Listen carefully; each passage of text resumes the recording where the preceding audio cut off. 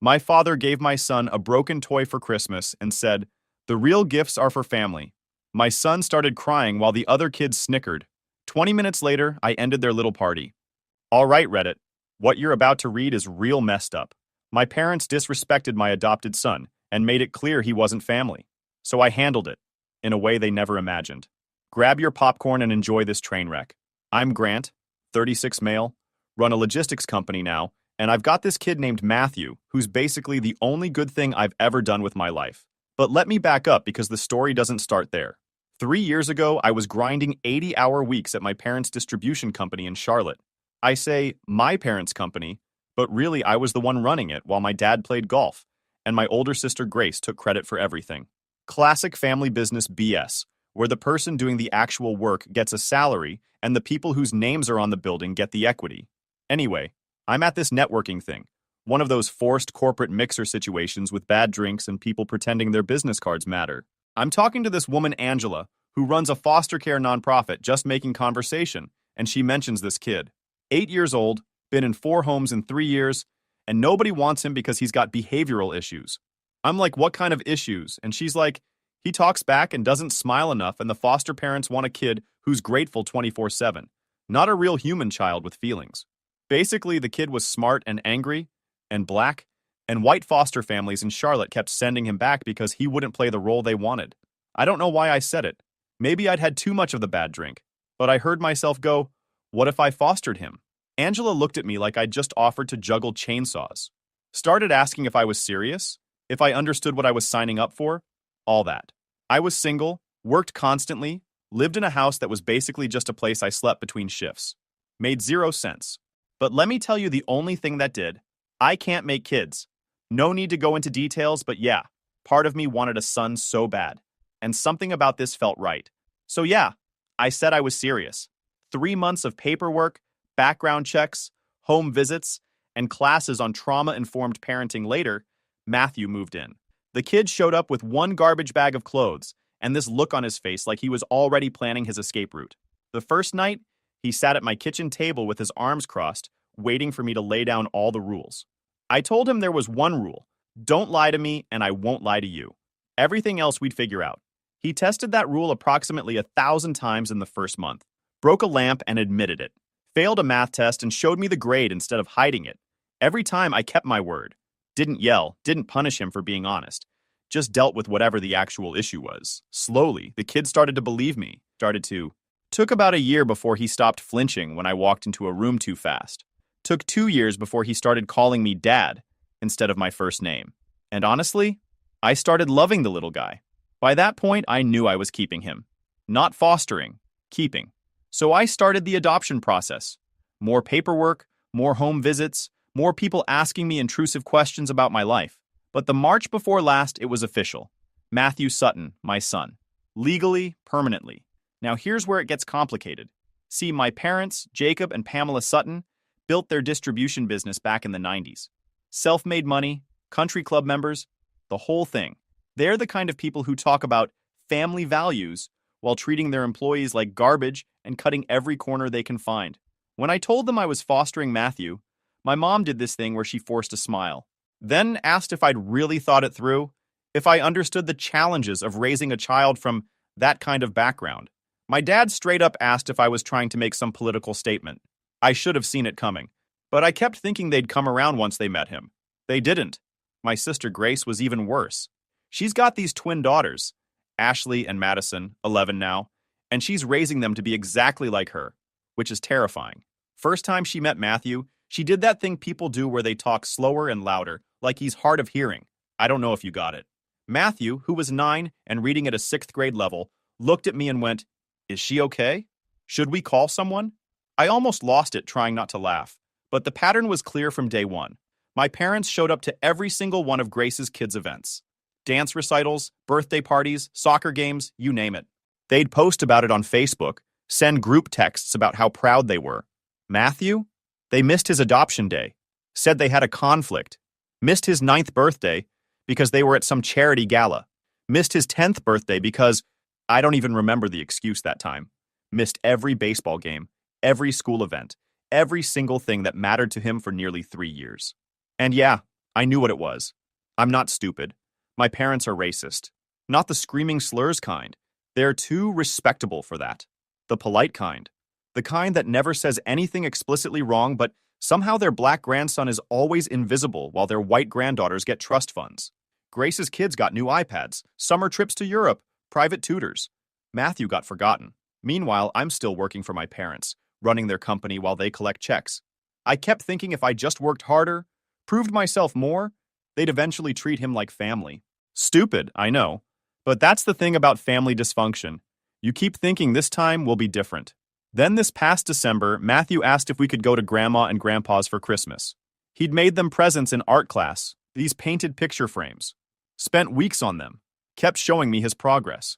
The kid was so proud of them. I should have said no. Should have protected him from what I knew was coming. But he looked so hopeful. And I guess I was still holding out for some fantasy where my parents acted like decent human beings. So I said yes. And we went. And it was so much worse than I could have imagined. We showed up on Christmas morning. The house looked like something out of a catalog. Massive tree, decorations everywhere, Grace filming everything for Instagram. Ashley and Madison were already tearing through this mountain of presents. Nobody said hello to my son. My brother Kyle showed up late. He works in their accounting department, basically trapped in the same hell I was. He gave me this look that said, "You really thought this would go well?" Then, the present time came around. The twins got iPads, designer clothes, jewelry, bikes, just piles of expensive stuff. Matthew sat there watching, being patient like always.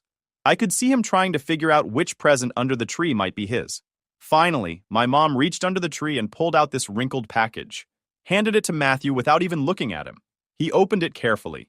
Inside was a broken action figure. Some off-brand superhero thing with one arm missing and marker scribbled all over it. Clearly something one of the twins had broken and thrown away. Matthew just stared at it. And my dad, who'd already been drinking before noon, laughed and said loud enough for everyone to hear, he should be grateful for anything. The real gifts are for the real family. The room went quiet for a second. Then a few people laughed nervously. Even Grace's kids were smirking. Matthew's face just crumpled. He tried so hard not to cry, but I could see his eyes getting wet. That's when something broke in me. Not snapped. Broke. Like a bone. Clean and permanent. Kyle stood up and started yelling at them. Told them they were disgusting. That they were humiliating a child. My dad told him to shut up. Grace rolled her eyes like Kyle was being dramatic. I put my hand on Matthew's shoulder and we walked out. He was shaking. Started crying in the car, asking if maybe there was another present they forgot to give him. I told him no, buddy. That was it. That's what they thought he deserved. Kyle followed us outside.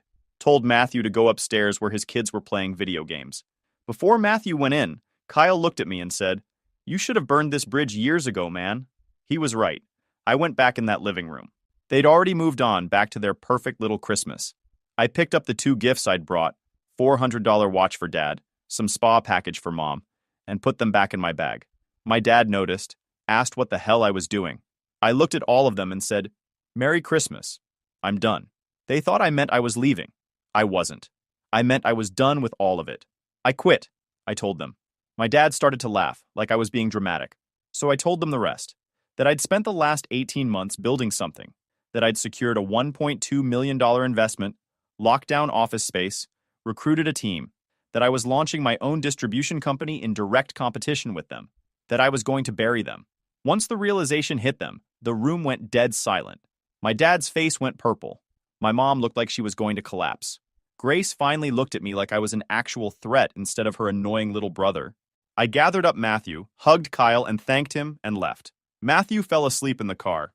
I carried him up to bed when we got home, sat on the edge of his bed for a while, just hating myself for ever thinking my parents deserved another chance. Then I went to my office and wrote the resignation email. Sent it at 3 a.m. and felt nothing except relief.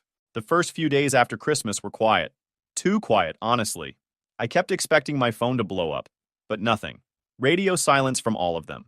Then about a week later, my mom texted me, "Hope Matthew enjoyed his gift. It was just a little joke. You're being too sensitive." I stared at that message. A joke. A 10-year-old kid getting a broken toy while his cousins got iPads was a joke. I blocked her number and got back to work. My dad tried next, from a different number. "You're making the biggest mistake of your life. You'll come crawling back." I forwarded it to my lawyer and kept building. Here's the thing. I wasn't bluffing about the company. I'd been planning this for over a year, just waiting for the right moment. Guess my family handed me the perfect motivation on a silver platter.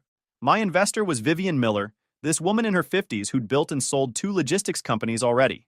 She didn't mess around, and when I pitched her on starting something from scratch, she looked at my financials for about 10 minutes and said, "I'm in." Within 3 weeks of quitting, I had office space rented, a website live, and 8 employees ready to go. We called it Atlas Distribution Solutions because I'm not creative with names, and Matthew likes Greek mythology. My operations manager was Jerome Williams, this guy who'd worked for my parents for 6 years before quitting. He'd called me about 2 months before Christmas and said he was looking for a new opportunity. When I told him what I was planning, he just laughed and said, "When do I start?" Later, he told me why he left my parents' company. My dad had called him articulate, like it was surprising. My mom kept asking if he was really the manager every time she didn't recognize him in the warehouse.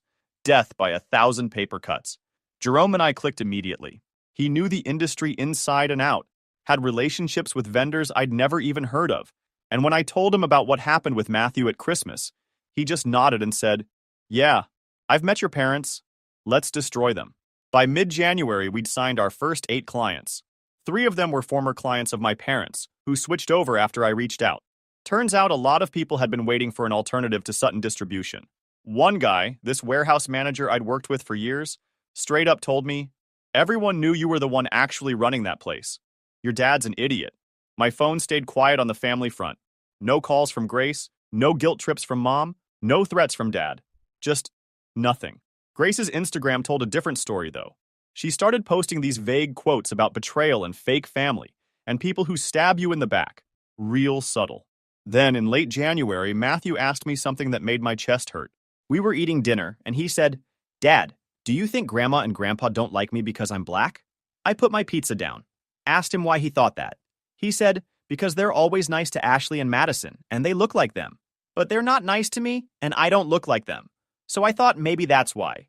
10 years old, and he'd already figured out what I'd spent nearly 3 years pretending wasn't happening. I didn't lie to him. I told him, yeah, that was probably part of it. That some people have this broken thing inside them that makes them mean to people who don't look like them. That it wasn't his fault, wasn't his problem, and definitely wasn't his job to fix. He nodded like he'd already known the answer. Then he asked if I was mad at them for it. I told him I was furious. That they'd treated him like he didn't matter. And nothing made me angrier than that. He said, "Good. I'm glad you're on my side." That night after he went to bed, I sat on my back porch, thinking about how I'd let my parents treat my son like garbage for nearly 3 years. How I'd made excuses, kept hoping they'd change, kept exposing Matthew to people who didn't deserve to know him. That's when I decided being done with them wasn't enough. I wanted them to feel it. All of it. February hit and Atlas was thriving. We doubled our client base. Jerome was running operations perfectly. Our website was getting traffic. Word was spreading. A new company in town, good people, actually gave a damn about service quality. I hired a marketing director named Shanice Robertson. She was sharp as hell, had worked in corporate marketing for years, and wanted something with more autonomy. When I told her the backstory, that I was competing directly against my family's company, she grinned and said, "Oh, we're going to have fun with this." She started a subtle campaign, just positioning Atlas as the ethical alternative. Our website emphasized transparency, fair treatment of employees, community investment. Everything my parents' company claimed to be but wasn't. Then I got an invitation in the mail. White envelope, gold trim, my mother's handwriting, formal card inviting me to a family dinner at their house. February 14th, Valentine's Day. Let's reconnect. Just immediate family. No apology. No acknowledgement of what happened. Interesting. Jerome saw it on my desk. Asked what I was going to do. I told him I was thinking about it. He said, "If you go, I'm putting a wire on you because this is going to be good." I called Kyle that night. He'd gotten the same invitation. Said he wasn't planning on going until he heard something interesting. My parents' biggest client, a regional retail chain that represented about 30% of their revenue, had quietly ended their contract 3 weeks ago. That same client had reached out to me 5 days earlier, asking about Atlas's capacity. I decided to show up, not because I wanted reconciliation, because I wanted to see them squirm. February 14th was cold and rainy. I pulled up to their house around 6, sat in the car for a minute, then walked in. My mother's face was all fake surprise and calculation. She'd dressed up, probably thought I was coming to apologize. My father was already at the table with a drink. Grace looked annoyed to see me. She'd clearly had a few drinks already. I didn't bring Matthew, obviously. Nobody asked about him. Didn't even mention his name. For 40 minutes, they made small talk. Dad talked about industry stuff. Mom bragged about their reputation. Grace showed photos of her kids, and I could tell her marriage was falling apart. Too much forced smiling, that desperate energy. Then the tone shifted. My father cleared his throat and did this whole speech about how they'd been reflecting, how they recognized my contributions, and how they wanted to make amends. He offered me a partnership, 30% equity, VP title, profit sharing. All I had to do was come back and put this unpleasantness behind us. My mom jumped in with the manipulation. Said they missed me, missed Matthew. First time she'd said his name all night. That families make mistakes but grow from them. Said Matthew was part of the family too, with this tone that made my skin crawl. I leaned back and asked, why now? After nearly 3 years of treating the kid like he's invisible? After humiliating him on Christmas? Why the sudden change? They danced around it.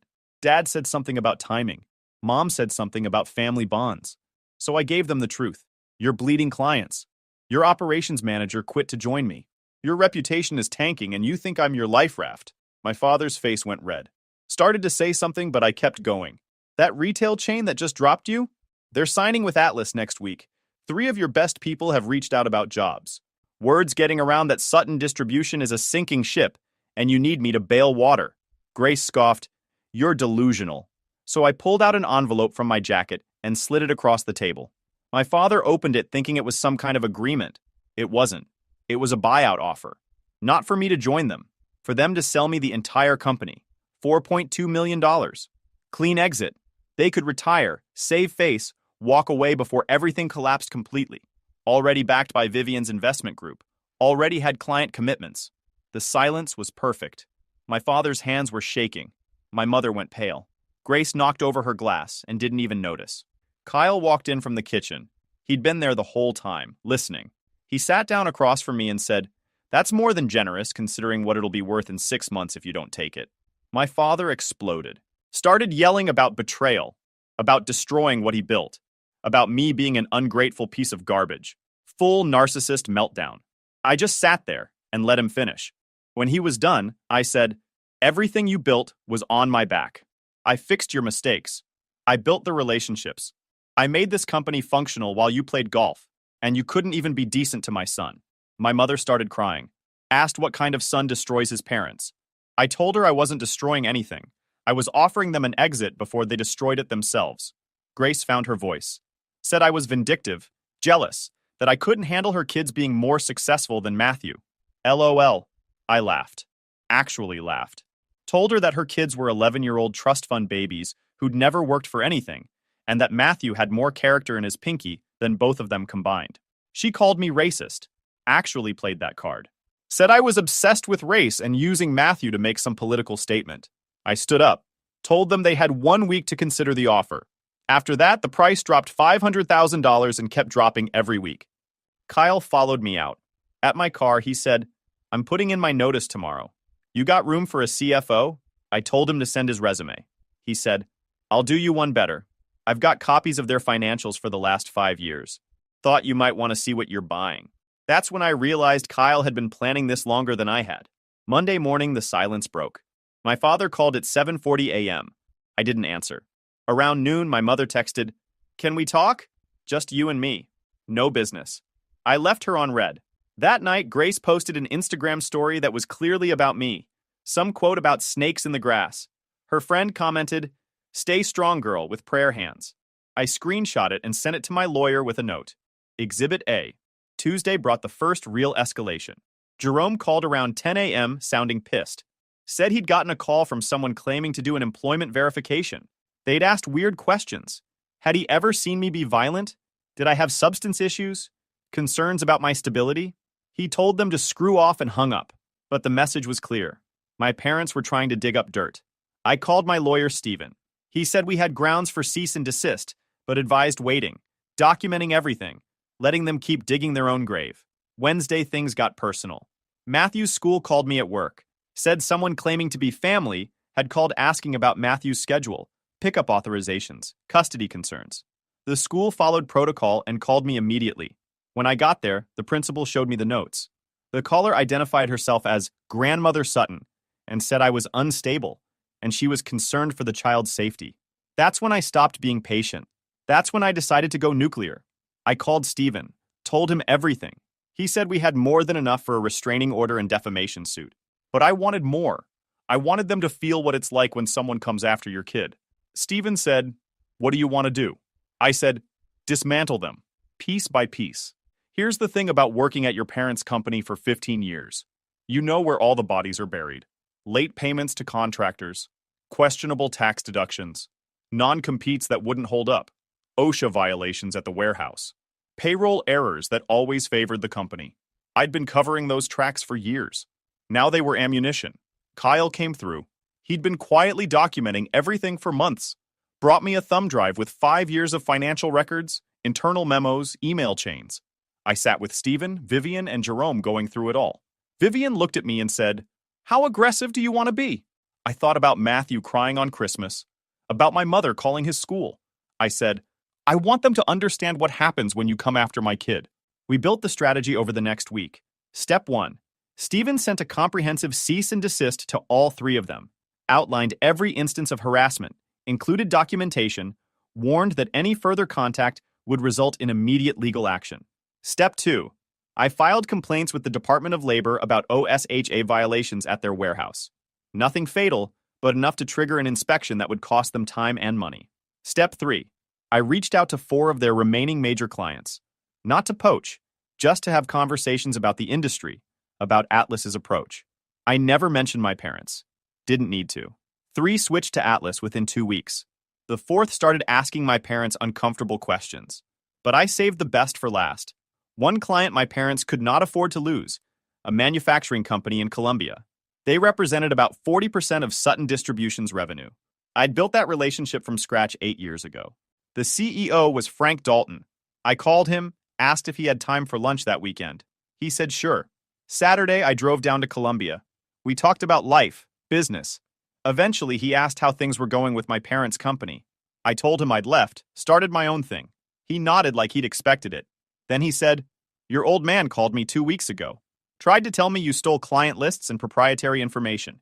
Said you were unstable. Said anyone doing business with you was taking a risk." I didn't say anything.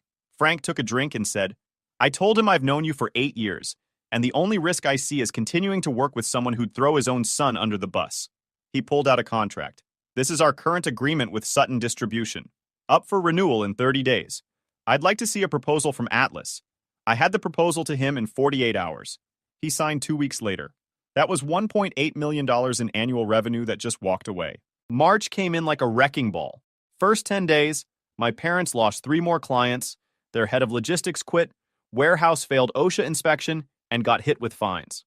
Grace's Instagram went from passive-aggressive quotes to full meltdown. Posted a long rant about fake people who stab their families in the back, then another about people who use children as props. That second one got a comment from her friend Jessica.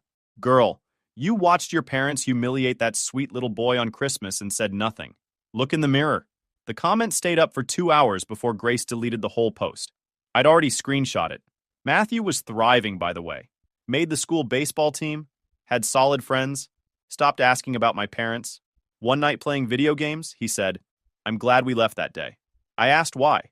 He said, "Because now I know you're always going to pick me, and that feels good."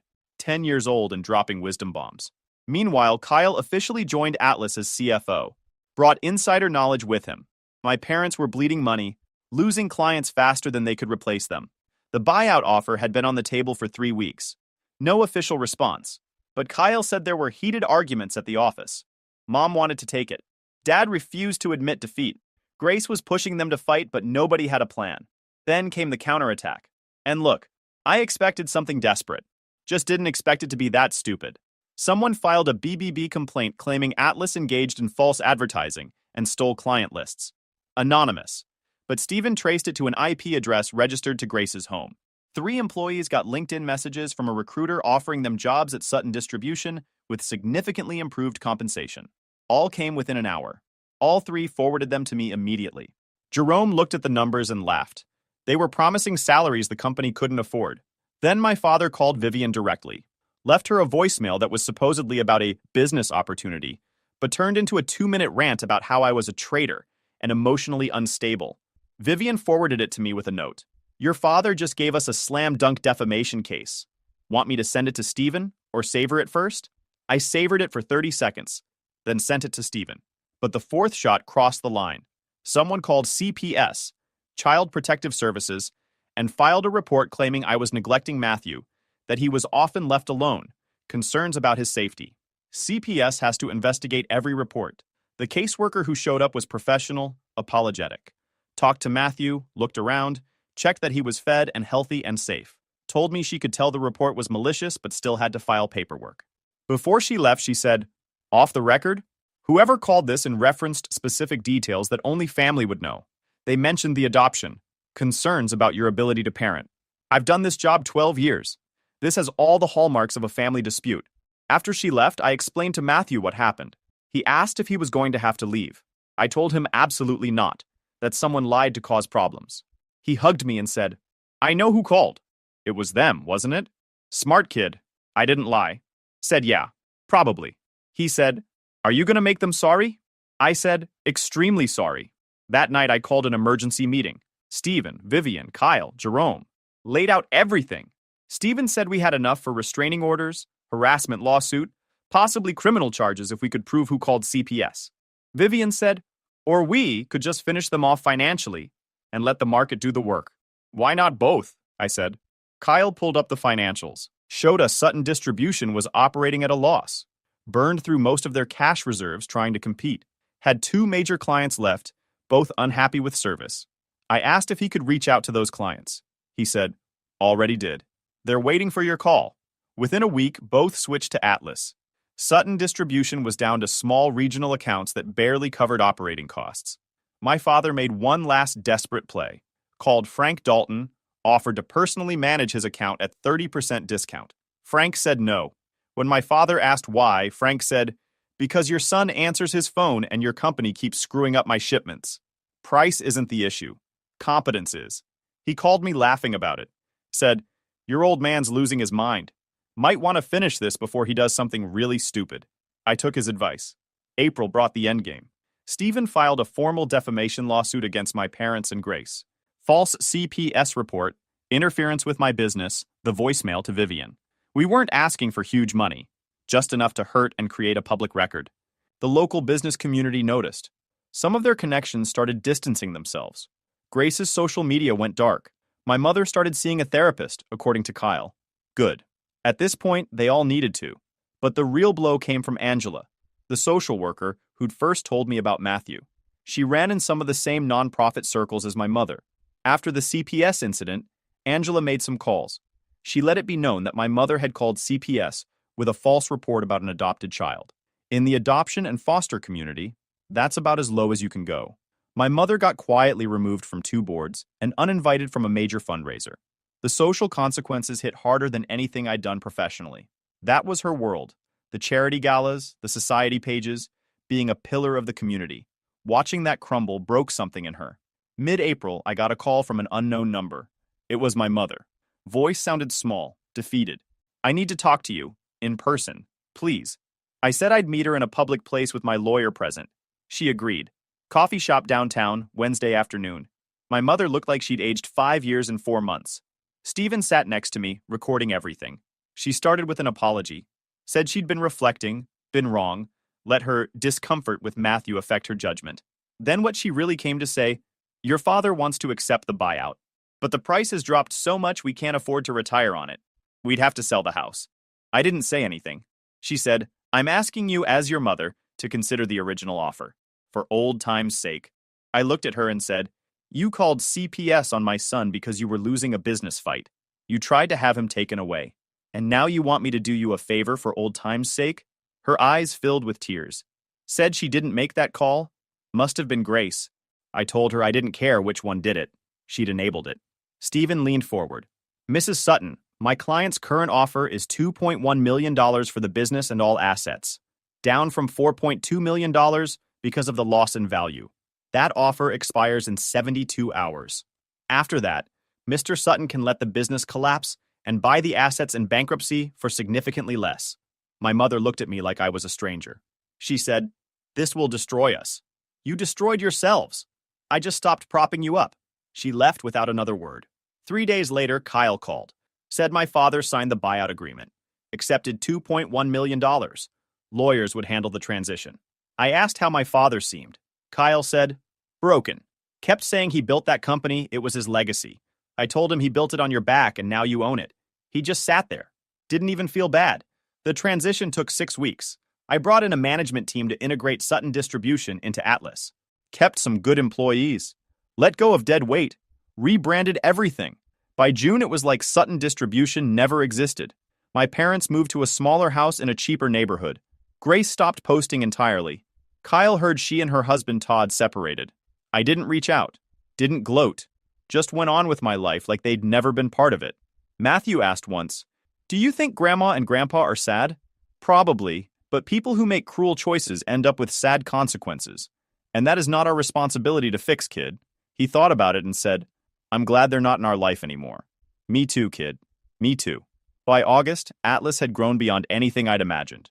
Expanded into 2 new states, hired 40 employees, on track to hit $8 million in revenue by year-end. Vivian was talking about additional investment. Jerome was running operations perfectly.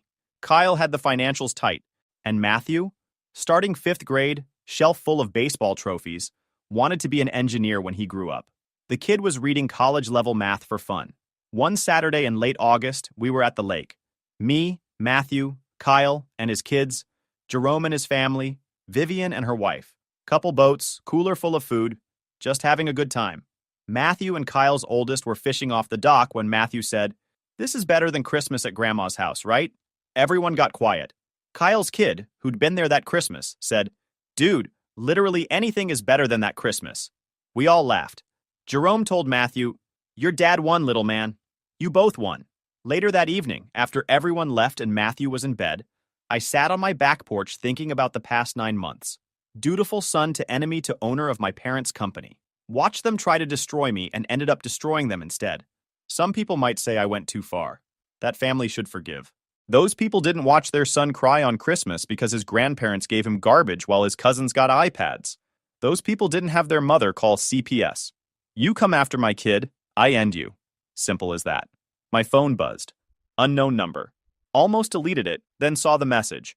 "This is Angela. Hope you and Matthew are doing well. Heard what happened with your family. Wanted to say I'm proud of you for protecting him. Not enough parents do." I texted back, "He's doing great. We both are." She responded, "Good. That's all I needed to know." My parents wanted me small, grateful, dependent, wanted Matthew invisible, thought they could control me with guilt. So yeah, I ruined their Christmas, and their business, and their retirement, and I do it again without hesitation. Because nobody laughs at my kid. Nobody. YouTube just dropped this new hype feature. If you're hooked on this story, smash that hype button. It tells YouTube this video deserves to blow up, and it keeps even crazier stories coming your way. My wife's sister ruined my life with one lie.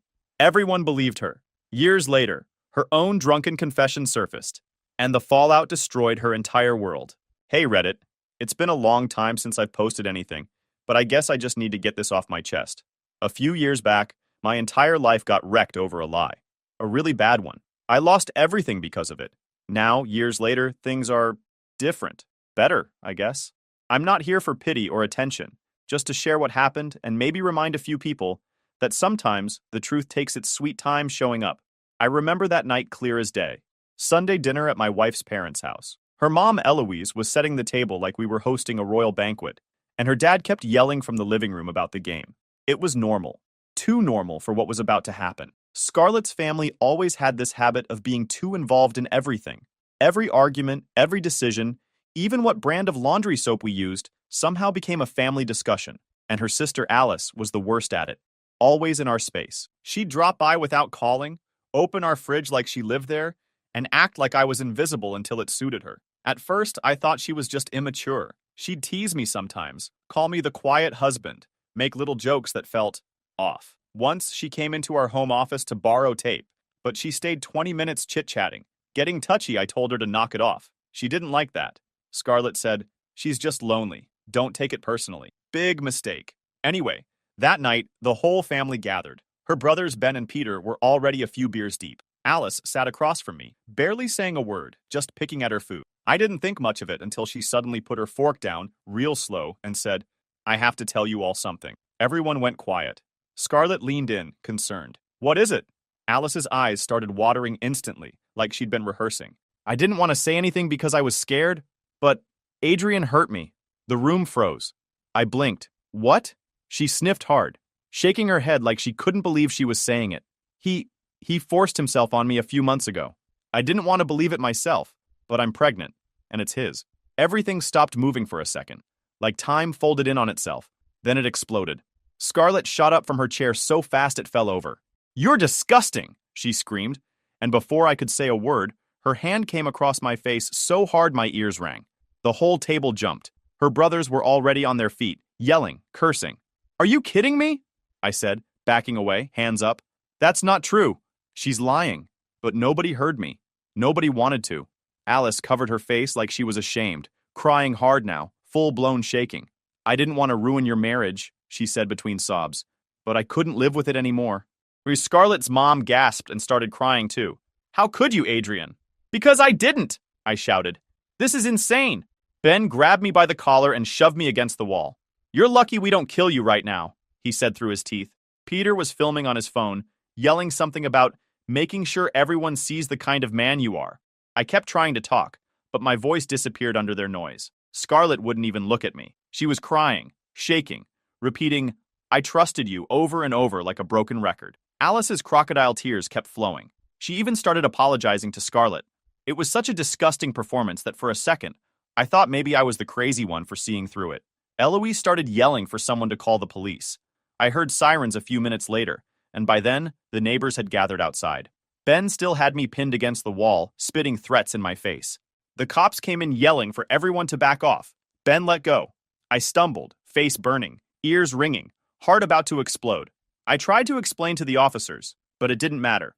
Alice was sitting on the couch, crying into her hands, repeating the same thing. He forced me. They asked if I wanted to say anything. I just stared at her. She couldn't even look me in the eye. They cuffed me for everyone's safety. As they dragged me out, I caught a glimpse of Scarlett standing by the stairs, crying quietly. Not once did she ask me if it was true. Not once did she say, "Wait, let's hear him out." She just stood there, letting them take me away like some monster that had been living in her house all along. I heard the words, "sick freak," and "lock him up." They pushed me into the car. The window glass showed my reflection, eyes wide, blood on my lip, shirt collar ripped. I didn't even recognize myself. At the station, they asked the same question 10 times in different ways. "Did you assault your sister-in-law?" "No," I said every time. Why would she make it up? I didn't have an answer. How do you explain crazy to people who already made up their minds? After hours of pointless talking, one of the officers finally said, "No charges tonight, but don't go near that family." They said the crowd outside was heated and put me in protective holding for safety reasons. I sat on the hard bench, hands still trembling, the side of my face throbbing from Scarlett's slap. All I could think about was the look on Scarlett's face. Not anger, not even confusion, just certainty. That was the moment it hit me. My wife believed her sister without a second of hesitation, and nothing I said was ever going to change that. By morning, they let me out. No charges, no paperwork, except a warning not to contact the victim. The officer handing me my stuff wouldn't even meet my eyes. My phone buzzed nonstop the second it was back in my hand. Notifications, missed calls, messages from numbers I didn't know. When I walked out of the station, I understood why. Someone had already leaked the video from the dinner. It was everywhere. Me sitting there in shock, Alice crying, Scarlett slapping me, Ben grabbing me, captions like "another predator exposed by his own family" plastered under shaky footage. People adding hashtags I didn't even recognize. I opened one of the links, comments pouring in by the hundreds. Gross. Lock him up. Believe her. This is why women don't speak up.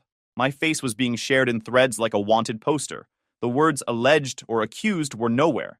In their eyes, I was already guilty. By lunch, fake screenshots started popping up. Someone had made fake DMs between me and Alice. My name, my old profile picture, fake messages. "I'll give you money if you don't tell Scarlett. We can handle the baby quietly." Stuff I never wrote, but the timestamps looked real enough to people scrolling by. The next day, HR emailed me to come in for a neutral discussion. 2 people from HR, 1 from legal, no smiles. They said they wanted to hear my perspective. I told them flat out, it's not true.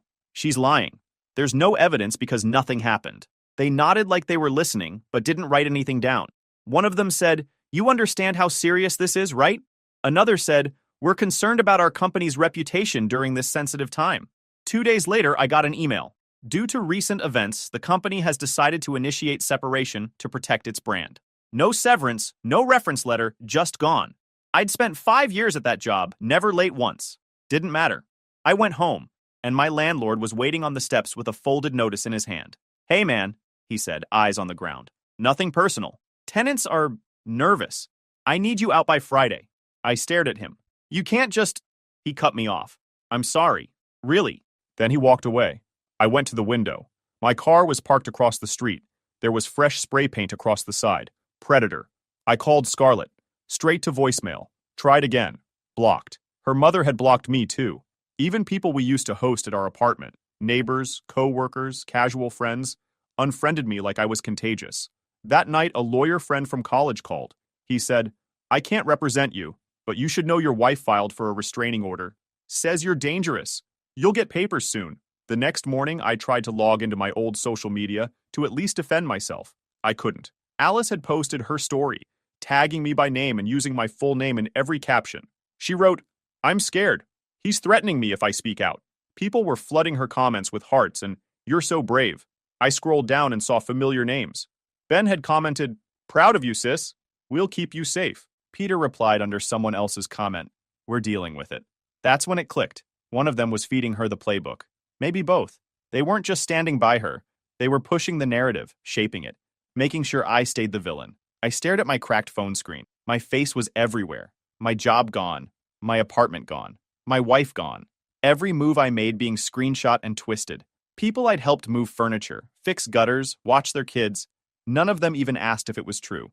And sitting there on the floor, surrounded by trash bags I hadn't unpacked yet, I realized something I should have known the night she slapped me. My name was never coming back while I stayed here. Not my job, not my reputation, not my life. They wanted a villain.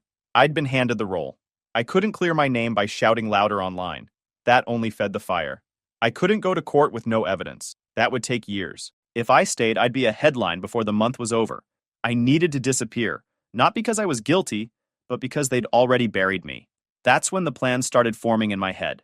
Not revenge. Not some dramatic speech. Just vanish. Wipe myself off the grid, clean every trace, leave nothing for them to cling to. And for the first time in days, a thought cut through the noise like a blade. They can't ruin a ghost.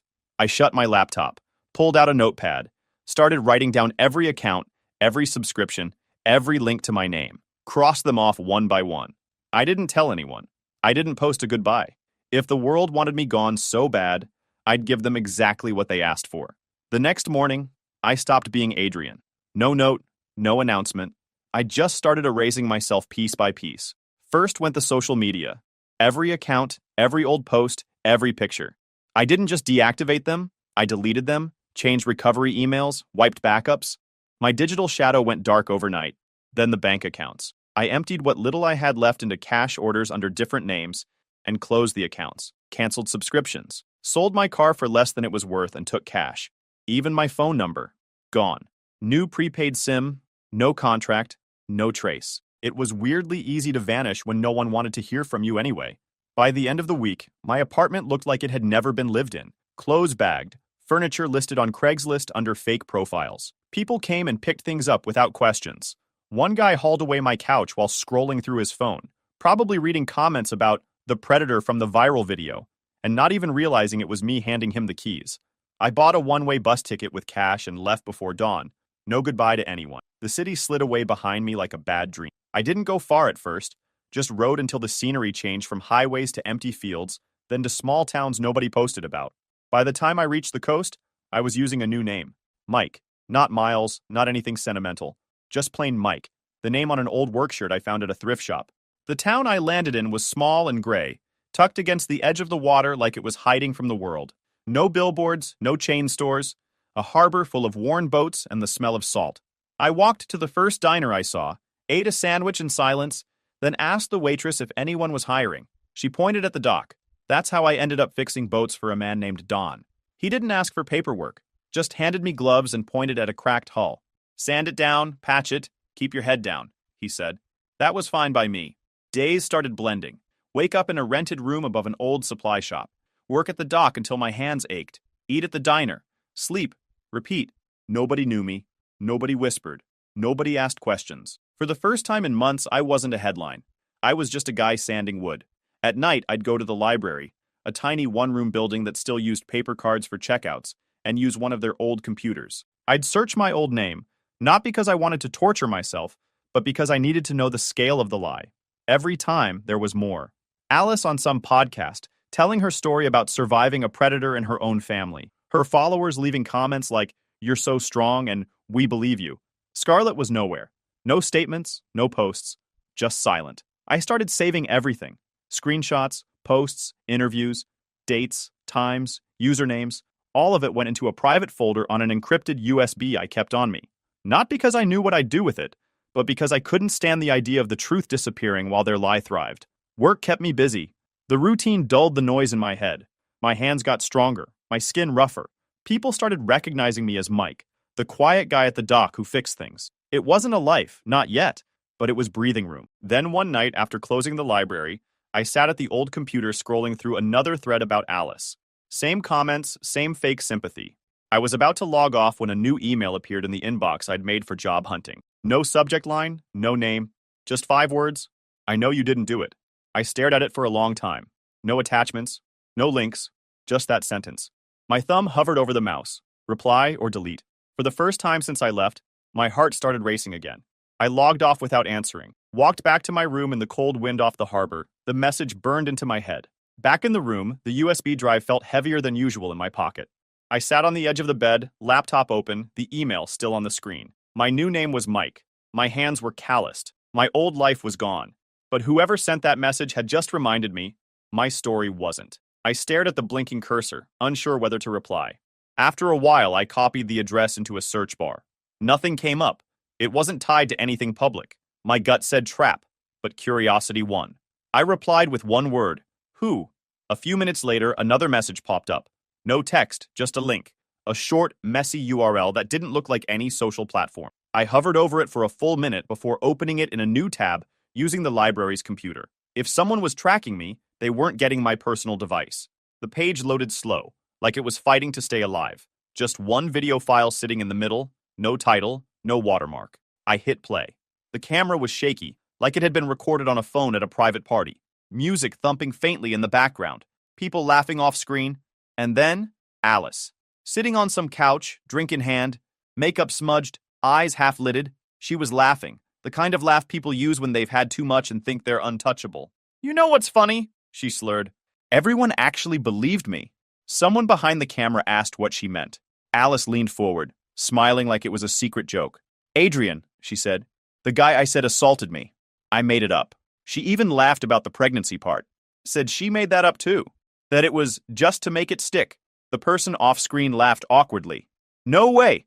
Alice rolled her eyes. "He looked at me like I was nothing. So I made him nothing. I told them he did it. And boom, gone. Everyone believed me. Even Scarlett apostrophe," she snorted. "Especially Scarlett." My stomach twisted. I replayed it 3 times just to be sure.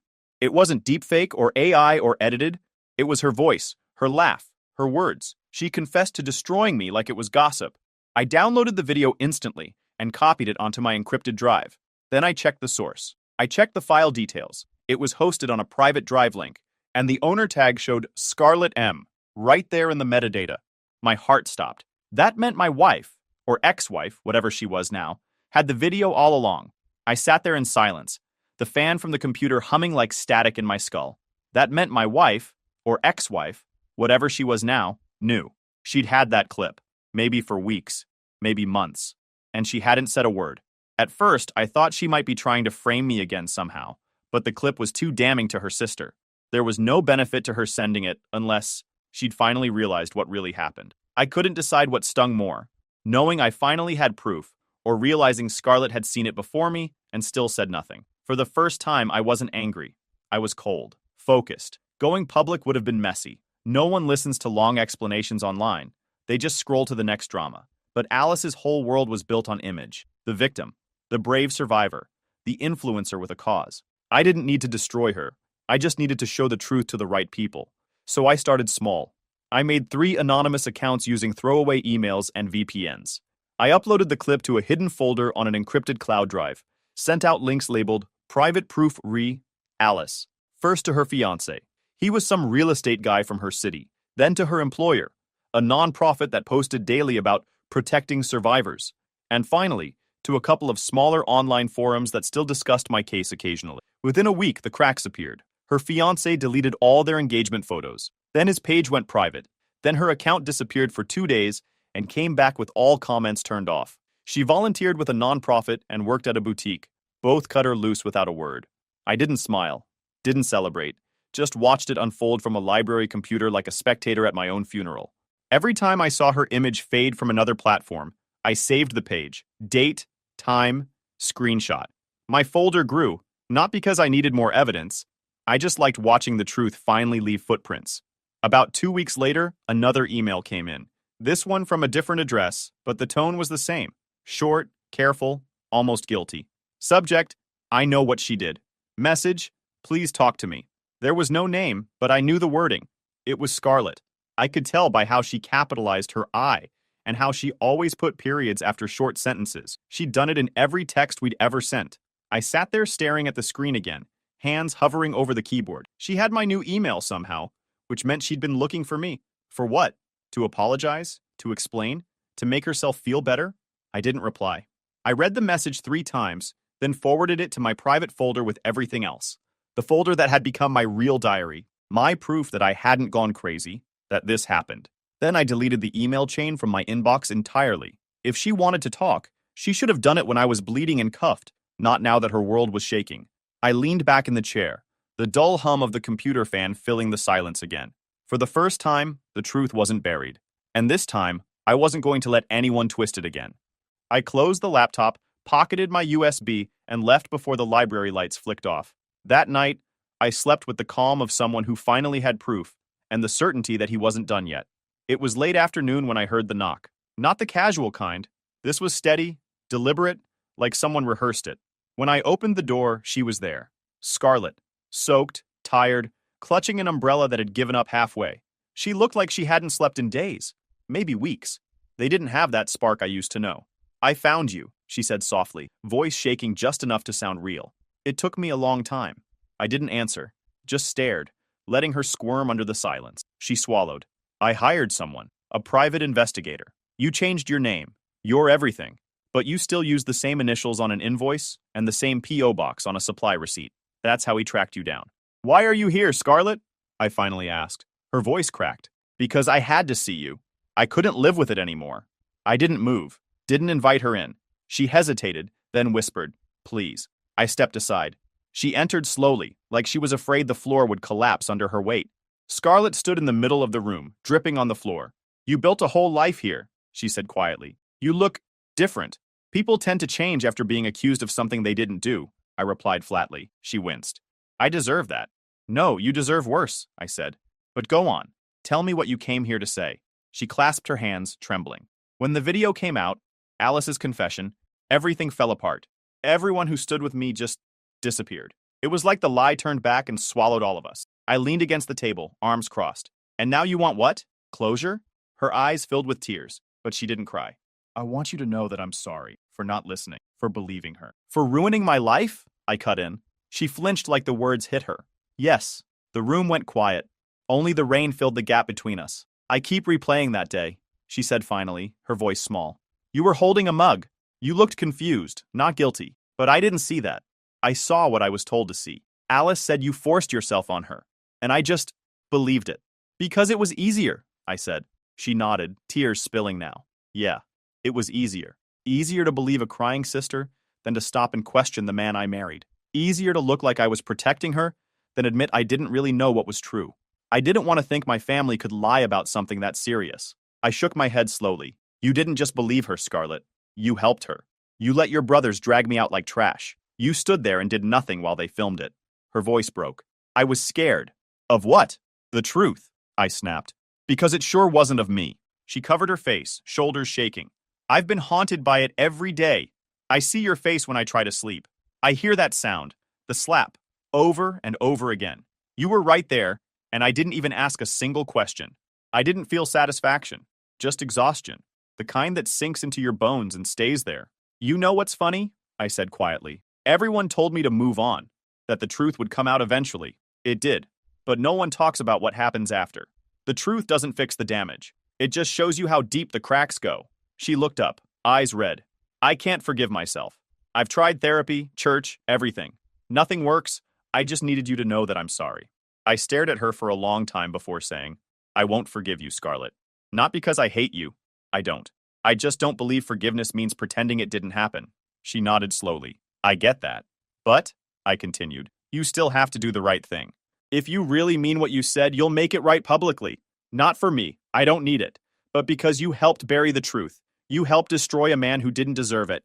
So go fix what you can. Her lips trembled. I already have. I sent the full recording to every journalist who ever ran that story. I gave them my statement, told them exactly what I did. Good, I said. Now you get to live with that too. For a second, she looked like she wanted to argue, like she thought maybe if she explained it better, I'd finally let her off the hook.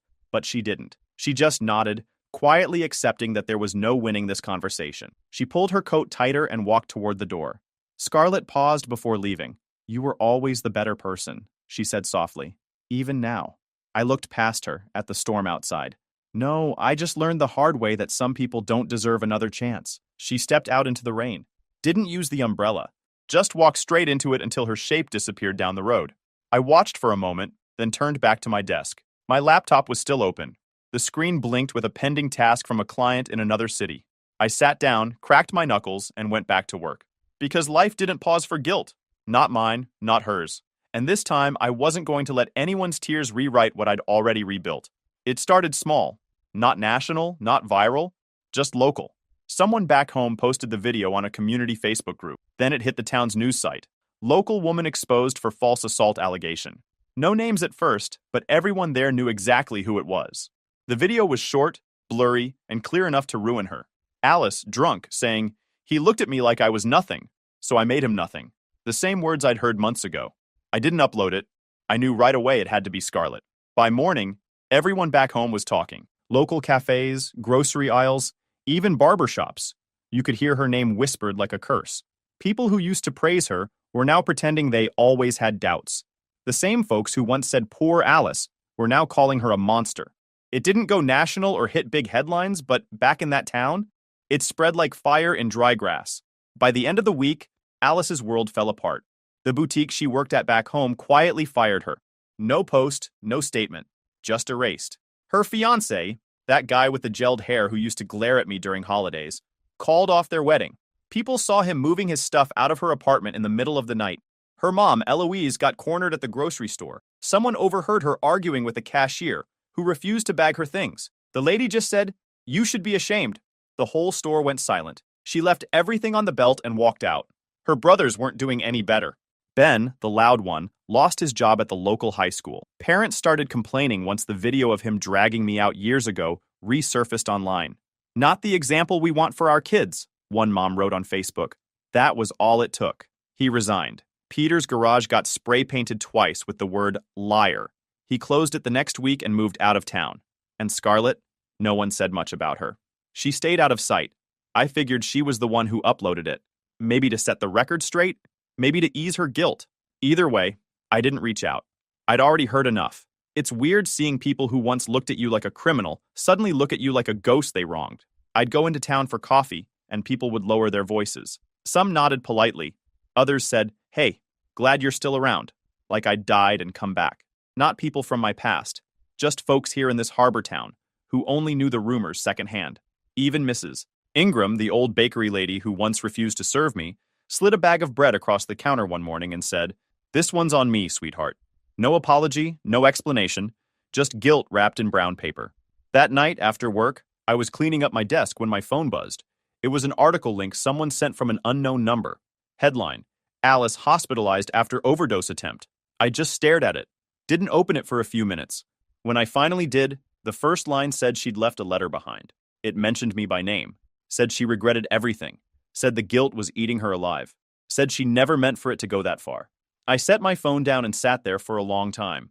I didn't feel happy or sorry, just tired. For years, I used to imagine that moment, the truth finally coming out, her paying for what she did, everyone realizing I wasn't the monster. But when it actually happened, it didn't feel like victory, it just felt quiet. Like the world had finally caught up to something I already knew. The truth didn't fix my life, it just stopped lying about it. I stepped outside. The air smelled like wet salt and pine. Down by the docks, the water was calm, the kind of calm that made you hear every small sound, the ropes creaking, the waves hitting the wood, the faint hum of crickets starting up for the night. I walked along the shoreline, hands in my pockets, boots kicking at bits of driftwood. A couple of locals nodded as I passed. No one said anything. They didn't have to. Somewhere behind me, the town lights glowed faint through the fog. That small, ordinary town where everyone thought they knew the story. Now they did. I thought about Alice in that hospital bed, about Scarlett hiding somewhere with her guilt, about all the people who cheered when I was dragged out of that house. I wondered if any of them realized that an apology doesn't undo years of damage. A year passed. I didn't move away. I didn't need to. The chaos that once defined me had burned itself out, and what was left was quiet, steady, and real. The people in town had stopped whispering. Now they just nodded when they saw me. A few even came to me for help, not with gossip, but with tech stuff. It started small. A guy from the dock asked if I could help him recover his hacked email. Then another wanted help taking down fake reviews someone was posting about his shop. Word spread fast in small towns, especially when someone actually fixes things. Before I knew it, I had a line of people who wanted me to help them clean their mess online. So I made it official, bought a cheap office downtown, 1 room, 2 desks, a coffee maker that only worked half the time. Put up a sign that said Shoreline Cyber Solutions. I didn't tell people much about my past. Didn't need to. Most knew anyway. I guess that's what made them trust me. Business picked up faster than I expected. Not because I was flashy, but because I didn't sugarcoat things. When clients came in panicking about bad posts or fake rumors, I didn't promise miracles. I told them the truth, that the internet never forgets, but it stops caring once you stop feeding it. Funny thing is, people respected that. Some days I'd have fishermen, teenagers, and business owners all sitting in the waiting area, swapping stories about getting doxxed or scammed. It was weirdly normal. One Thursday afternoon, I was fixing a client's laptop when the doorbell jingled. A kid, maybe 16, stood there holding a phone like it was a piece of evidence.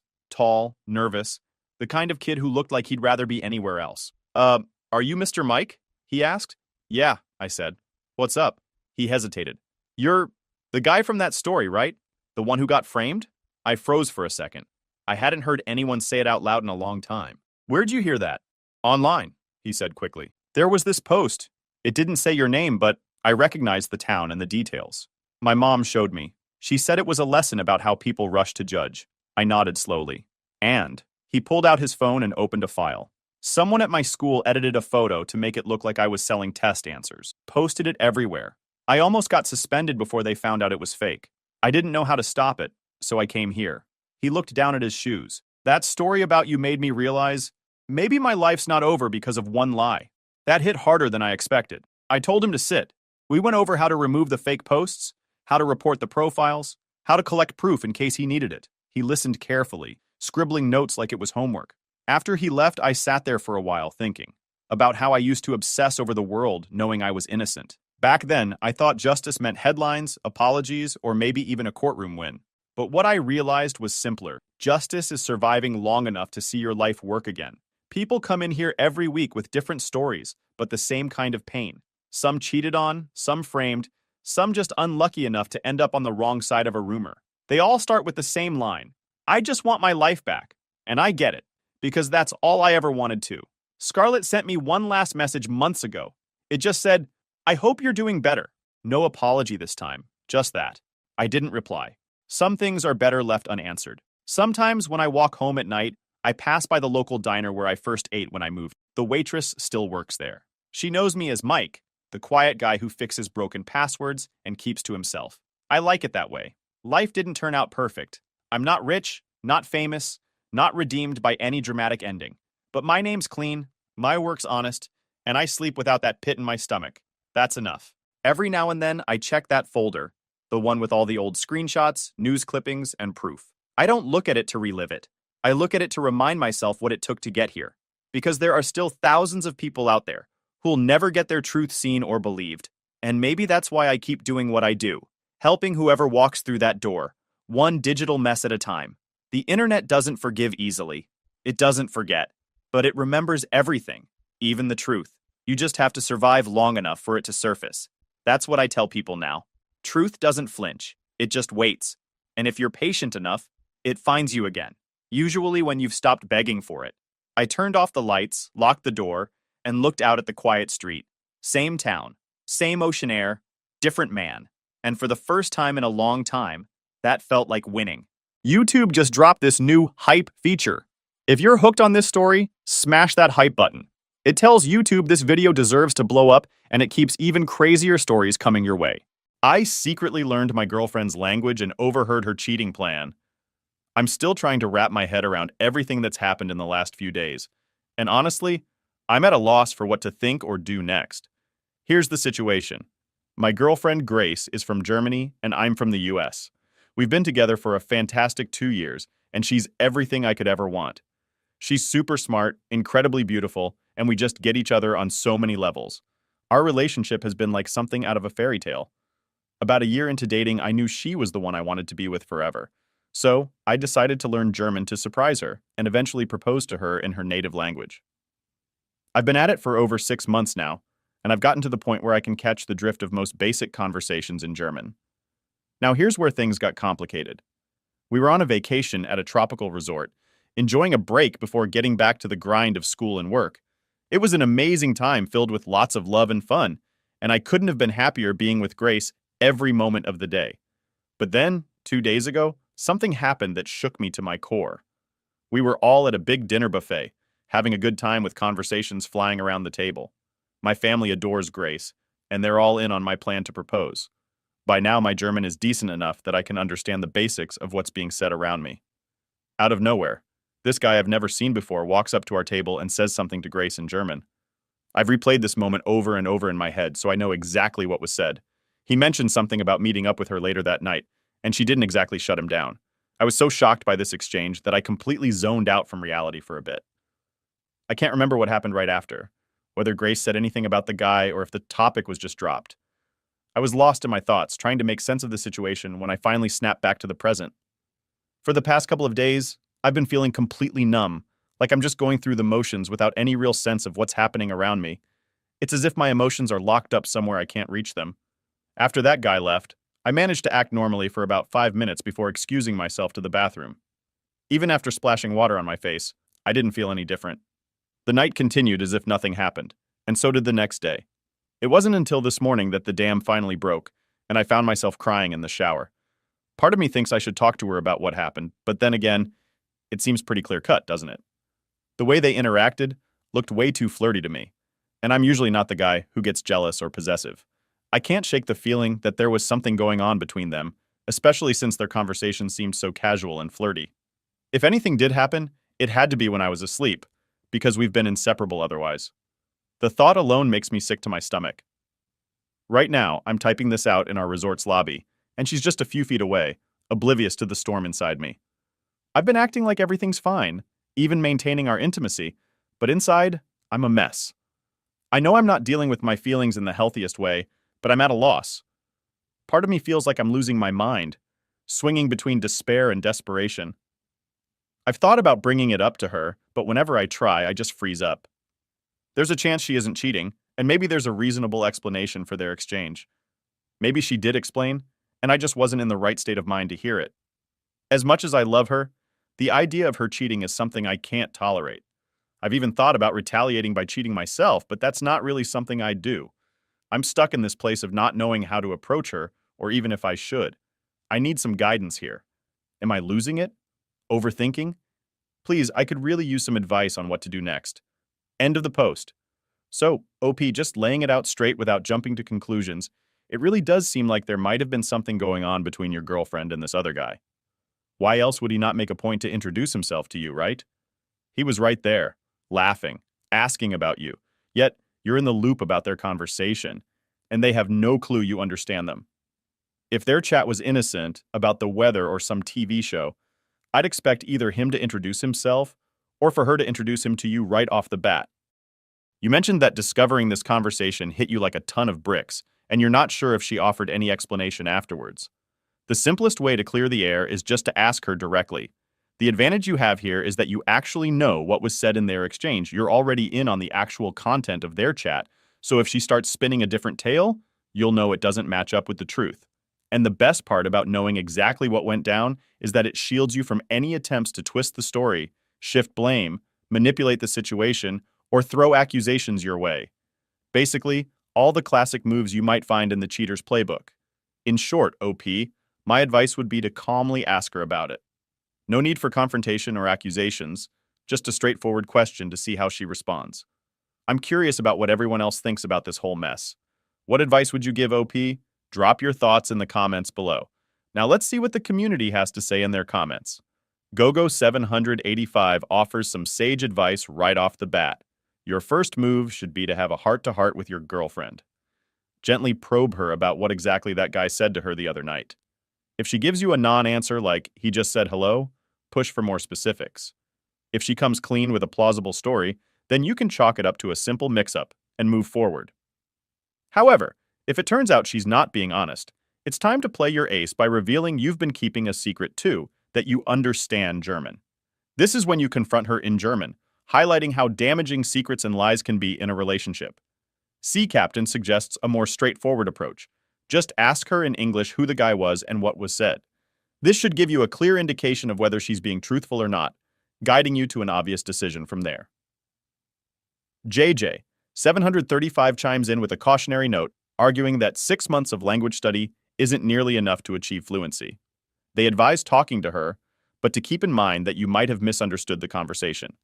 They recommend getting a third party who is fluent in German to help interpret, highlighting how easy it is to misinterpret slang, idiomatic expressions, and dialects, especially when you're not immersed in the language daily. Human 7196 brings a different perspective, wondering if perhaps you misread the situation and she was actually rebuffing the guy's advances. They remind you that being conversant in German for just 6 months is unlikely to make you fluent and prompt you to consider other potential red flags in her behavior. Joey advises caution before jumping to conclusions based on potentially misunderstood information, suggesting that confronting her without solid evidence might backfire, making her overly cautious if she is indeed hiding something. Adam's final piece of advice is to adopt a wait-and-see approach. Assume innocence, but stay alert to any new or unusual behavior. If after some time nothing else suspicious comes to light, it's probably safe to assume you misheard or misunderstood the original conversation. They stress that confronting her without more to go on could lead to regret, advising patience and observation instead. This approach allows you to gather more information before making any decisions that could impact your 2-year relationship with potential for the future. Okay, so it looks like you received some solid advice from folks who didn't fixate on the language aspect. However, there's a key point to consider here. Many are operating under the assumption that you're fluent in German, which isn't what you said. You mentioned that you've got a handle on the basics, enough to grasp the general idea of conversations, which is a far cry from fluency. And yes, with dedication, reaching an A2 level in German within 6 months is totally achievable. Actually, if we're talking about hitting the A1 milestone, 6 months is quite generous based on my own journey with the language. Now it's a bit of a bummer, but you haven't responded to any of the advice given, which leaves us all a bit in the dark. So without further ado, we're all eagerly waiting to dive into the update to see how things unfolded for you. Let's get right to that and find out where this story takes us next. Update. A bunch of people were skeptical about my last story.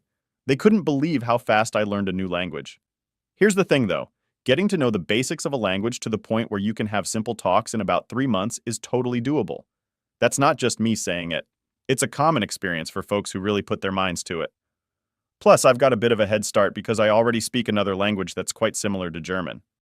This made picking up German a lot easier for me. Learning languages is something I really enjoy, so much so that improving my German has become a big hobby of mine. Now let's talk about the huge turn my life has taken.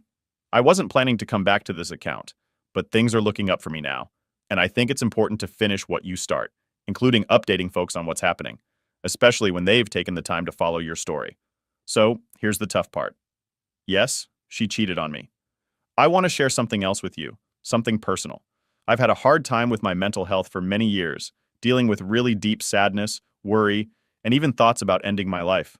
I kept all of this to myself, thinking I was doing a good job hiding it from everyone else. But that was a mistake. I tried to push these bad memories and feelings away, and for a while it seemed like they were getting less frequent.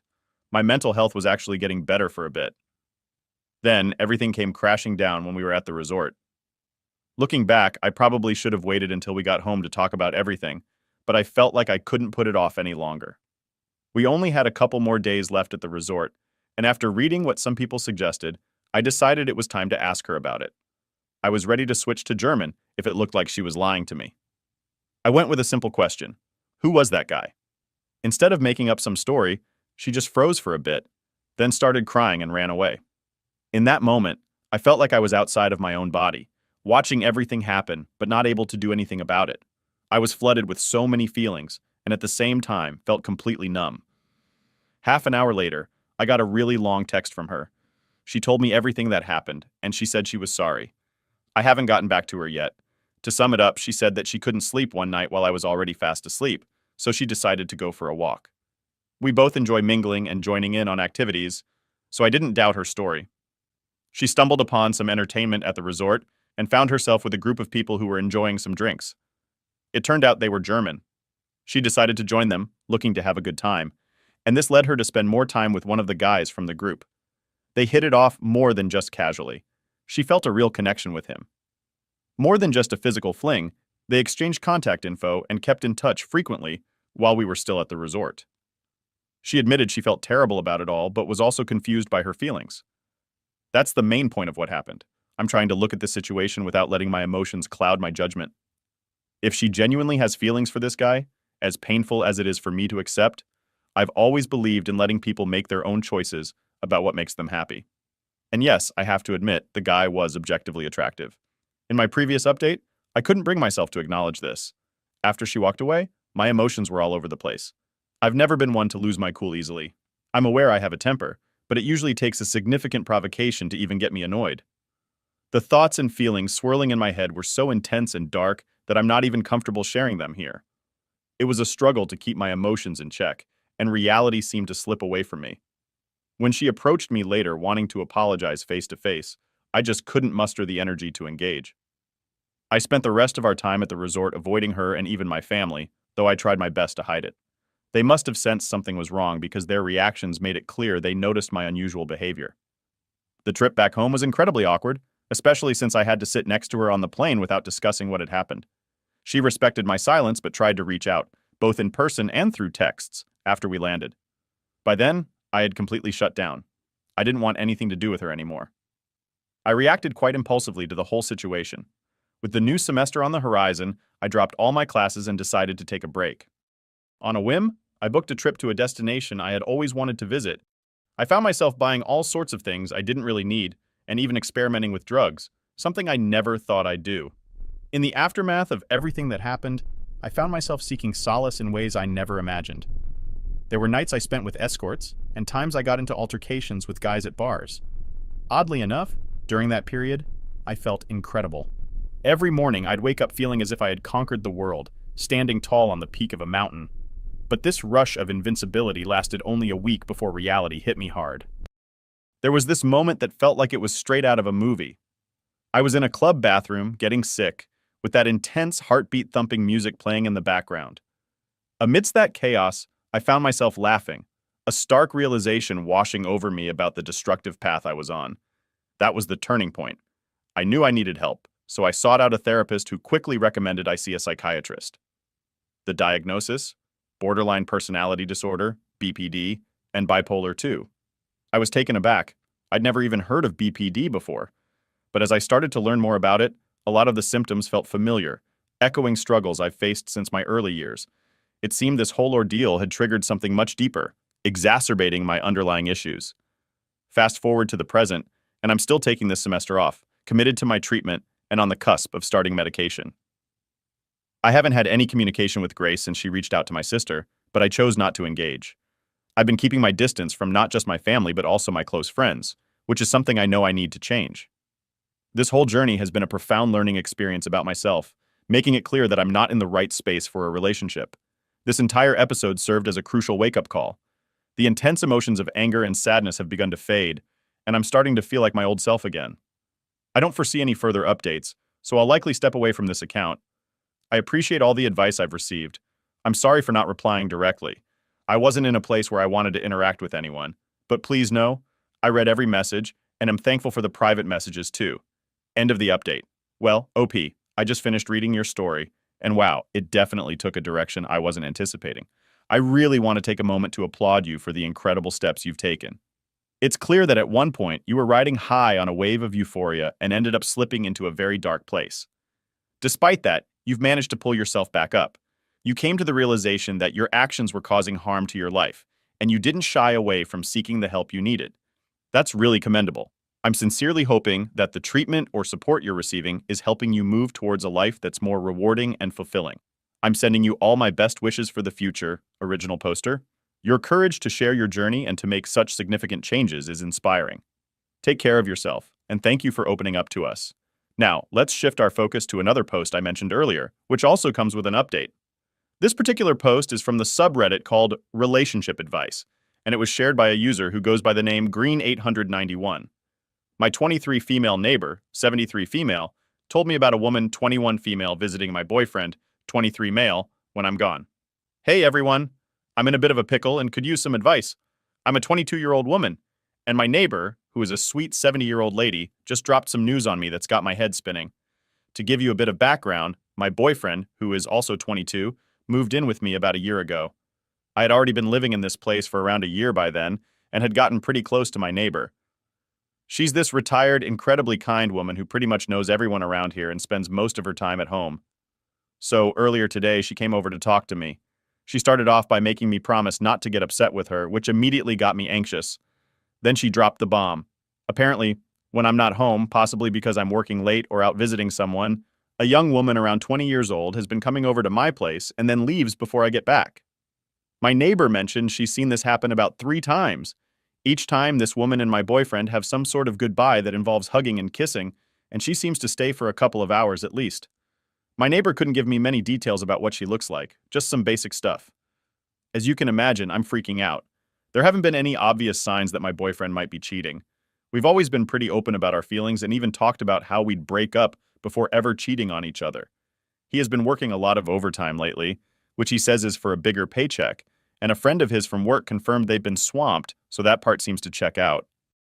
But now, I'm stuck on what to do next. I don't want to accuse him of anything without more to go on, especially since it could be a misunderstanding. Yet I can't shake off the worry. How should I bring this up with him? I don't want to start a fight or accuse him wrongly, but I also can't ignore what my neighbor told me. I'm really at a loss here and could use some guidance. How do you guys think I should handle this? End of the post.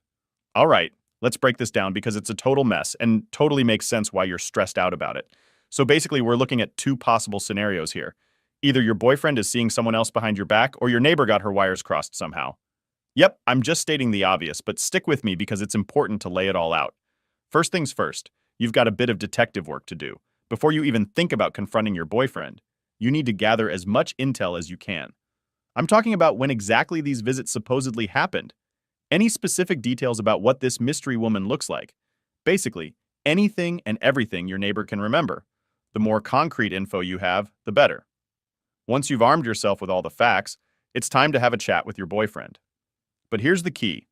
You've got to approach this conversation as calmly and neutrally as possible. Lay out what your neighbor told you and see what he has to say. Pay close attention to how he reacts. If he goes on the defensive and starts bad-mouthing the neighbor, calling her confused or old, that might raise some red flags. On the flip side, if he's not cheating, he'll probably just clear things up without getting too ruffled. Honestly, how you handle this situation is crucial, and everyone's approach might be a bit different based on their relationship dynamics. I'm curious, though, how would you all deal with this? Drop your thoughts in the comments below. And now let's dive into what the community thinks about this sticky situation. All right, folks, let's talk strategies because it seems like we're all in this together. High Tree suggests 2 ways to handle this tricky situation.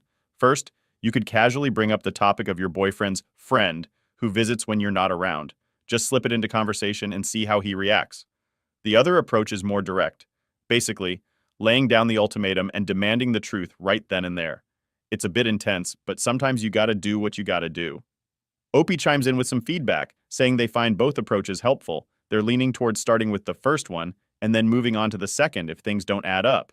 It's a smart plan of action, giving him a chance to come clean before dropping the hammer. Now, LK.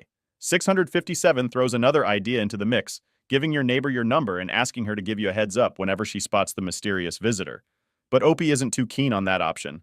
They're pretty confident that their neighbor would recognize them, plus the visitor has a different hair color, so it's definitely someone else. Plus, waiting around for more sightings is just adding to the stress. And then we've got Blue Ben coming in hot with a wild suggestion, installing hidden cameras. Yep, it's definitely a bit out there. But hey, desperate times call for desperate measures, right? End of the comments. All right. Well, the majority of the community things. Opie's boyfriend is cheating and the neighbor could not possibly confuse her. She also got some pretty good ideas. So now let's move on to the update to see what happened next and how this story ends. Hey everyone, so I almost didn't write this update because honestly I felt pretty dumb about the whole situation, but a bunch of you were asking for it, so here goes nothing. First off, a big thank you to everyone who gave me advice last time around. So, the morning after I posted here, I mustered up the courage to confront my boyfriend. I was feeling super upset, let me tell you. I straight up asked him who the heck this woman was that kept popping over when I wasn't around. And you know what he did? He started laughing. I was like, dude, this is serious. Stop laughing. But then he explained everything. Turns out, he's been planning to propose to me. And he brought one of my besties over to help pick out the ring and plan the whole thing. Talk about a plot twist, right? I felt so bad for jumping to conclusions, but even my boyfriend admitted it did look kind of sketchy from the outside. He showed me all the plans they made and the texts they exchanged. And now he's switching things up since I ruined the surprise, but hey, what can you do? Afterwards, I called up my friend and we had a good laugh about the whole thing. She couldn't believe what went down either. Looking back, it all makes so much sense. She's been dropping hints about getting engaged and asking about ring preferences for a while now. I feel pretty silly for jumping to the worst possible conclusion, but thankfully my boyfriend isn't holding it against me. He even said he might have reacted the same way if the roles were reversed. I'm just so relieved that everything's cool between us now. The whole cheating scare really took a toll on me. I even called in sick on Monday because I was so stressed out. But now, I'm just excited to say yes when he pops the question. Life sure has a funny way of throwing us curveballs, huh? Smiley face. Well, looks like we've reached the end of the road here, but hey, congratulations on the big news about your engagement. Now that the cat's out of the bag, I just wanted to say it's great to see you both so happy. It's always heartwarming to hear a happy ending to a roller coaster of emotions like this. Thanks a bunch for sharing your journey with us, Ruby. Wishing you and your boyfriend all the love and happiness in the world as you move forward together. And that wraps up today's video. Thanks a ton for tuning in and spending some time with me. If you've made it this far, I'm guessing you enjoy these kinds of stories as much as I do. So, I've got a couple more lined up for you to enjoy. And if you're short on time right now, no worries. Just save them for later. And hey, don't forget to hit that subscribe button if you haven't already. Your support means the world to me. This story is titled, My Parents Skipped My Graduation to Help My Golden Child Sister Move. So I cut them off. Now they're desperate for my help. Hey everyone! Before we jump into today's video, I need your help. We've noticed the channel is losing some traction, and subscribing is one of the best ways you can support us. It's quick, free, and it helps us keep bringing you awesome content. Your support means the world. Let's keep this channel growing together. Thanks so much. Now let's start the video. I guess I should start from the beginning. You guys ever feel like an NPC in your own life? Like you're just kinda there while everyone else is the main character? I'm Ryan, 22 male, and that's pretty much how it's always been in my family. It's weird typing this out, but it feels good to finally tell someone who might actually listen. My younger sister Jenna, 20 female, has always been the golden child. And I don't mean like she occasionally got special treatment. I mean she was always the priority. Every single time. It's like my parents decided when we were little that she was the one worth investing in. And I was just there. When I was 10, I won this math competition. It was district-wide and pretty tough. I was super excited to tell my parents because math was my thing. And I finally had something to be proud of. I remember running home with my medal, only to find them fussing over Jenna's dance recital outfit. I stood there for like 5 minutes before they even noticed me. When I showed them the medal, my dad just said, "That's nice," and went right back to helping Jenna. I remember sitting in my room that night staring at the medal and wondering why I even bothered. That's just one example. There's so many more. When I was 14, I deliberately didn't tell them I had a school presentation, just to see if they'd ask. They didn't. Meanwhile, Jenna came home the same week talking about some dumb history poster project, and my mom literally stayed up until 2 a.m. helping her glue pictures to it. I used to vent to my girlfriend, I'll call her Megan, about this stuff, but she never really got it. Come on, it's not that bad, she'd say. Your parents just love Jenna a lot. She's the youngest. Of course they dote on her. Like I was overreacting. Like I wasn't watching my own family pretend I didn't exist. I remember when I turned 16, my dad promised to teach me to drive. He talked about it for months, how it was this father-son tradition and stuff. But then Jenna needed help with some science project, and suddenly Dad had no time for driving lessons. My Uncle Rick ended up teaching me instead. My dad didn't even seem to care. Take also my high school graduation. One of those proud parent moments, mine showed up 20 minutes late. I already had my diploma in hand, standing on the stage for a group photo. I saw them sneaking in the back like it was a casual lunch date they were late for. No photos, no cheers, just my dad whispering, Jenna's game ran long. Cool. Guess volleyball trumps a once-in-a-lifetime event? My college acceptance letter came the same day Jenna got asked to prom by some football dude. Guess which one got celebrated with a special dinner? I tried talking to them about it once when I was 19. Big mistake. My mom got all defensive and said I was being selfish and that family supports each other. Dad just sat there nodding along like a damn bobblehead. The message was crystal clear. Jenna's needs are more important than Ryan's needs. Always. It messes with your head, you know? Growing up knowing you're the afterthought in your own family, you start to expect disappointment. You train yourself not to get your hopes up. And honestly, when someone actually does show up for you, it feels so weird that you don't even know how to react. Uncle Rick was pretty much the only one who ever saw what was happening. He's my dad's older brother, and he'd pull me aside at family gatherings sometimes and say stuff like, I see what's happening here, kid, and it's not right. He was the only one who ever validated what I was feeling. Everyone else acted like I was crazy or too sensitive. So anyway, fast forward to college. I busted my ass for 4 years in computer science. Worked part-time, maintained a 3.9 GPA, even made some connections through networking events. I was pretty proud of myself, especially since I'd done it mostly on my own. For some stupid reason, I thought my college graduation would be different. That maybe this big milestone would be the one where they'd actually put me first for once. Like, this was it, their chance to show me they cared. So about 2 weeks before my graduation, I reminded my parents about the ceremony. I was like, hey, so graduation's on the 15th at 10 a.m. if you guys still plan on coming. My mom barely looked up from her phone and said, we wouldn't miss it, honey. The day before graduation, I sent a message to our family group chat. Ceremony starts at 10 a.m. tomorrow. Parking gets crazy, so maybe try to arrive by 9:30. No response. But that wasn't unusual with them, so I didn't think much of it. Graduation morning comes around, and I'm getting dressed in my cap and gown. I was nervous, but kinda excited too. Megan was supposed to meet me at my apartment at 8:30 so we could head over together. I checked my phone, half expecting some weak excuse. Megan wasn't technically like my parents, but there had been moments. Times when I'd felt like she was a little too quick to take their side, a little too eager to please my mom. She'd always been the type to smooth things over, to say, it's not a big deal, babe, whenever I got frustrated with them. I pushed the thought down. No way she'd let me down today. By 9 o'clock, she still hadn't shown up. I called her, and there was all this background noise, people talking and laughing. Hey, where are you? We need to go. She hesitates. Oh, something came up. I'm at Jenna's new place. At Jenna's new place. On my graduation morning. I sit down on my bed, rubbing my temple, already knowing where this is going. You're kidding, right? Your mom asked me to help her move. I thought you knew. I froze. Something about the way she said it. It wasn't surprise or guilt. It was just annoyance. Like I was being unreasonable for even questioning it.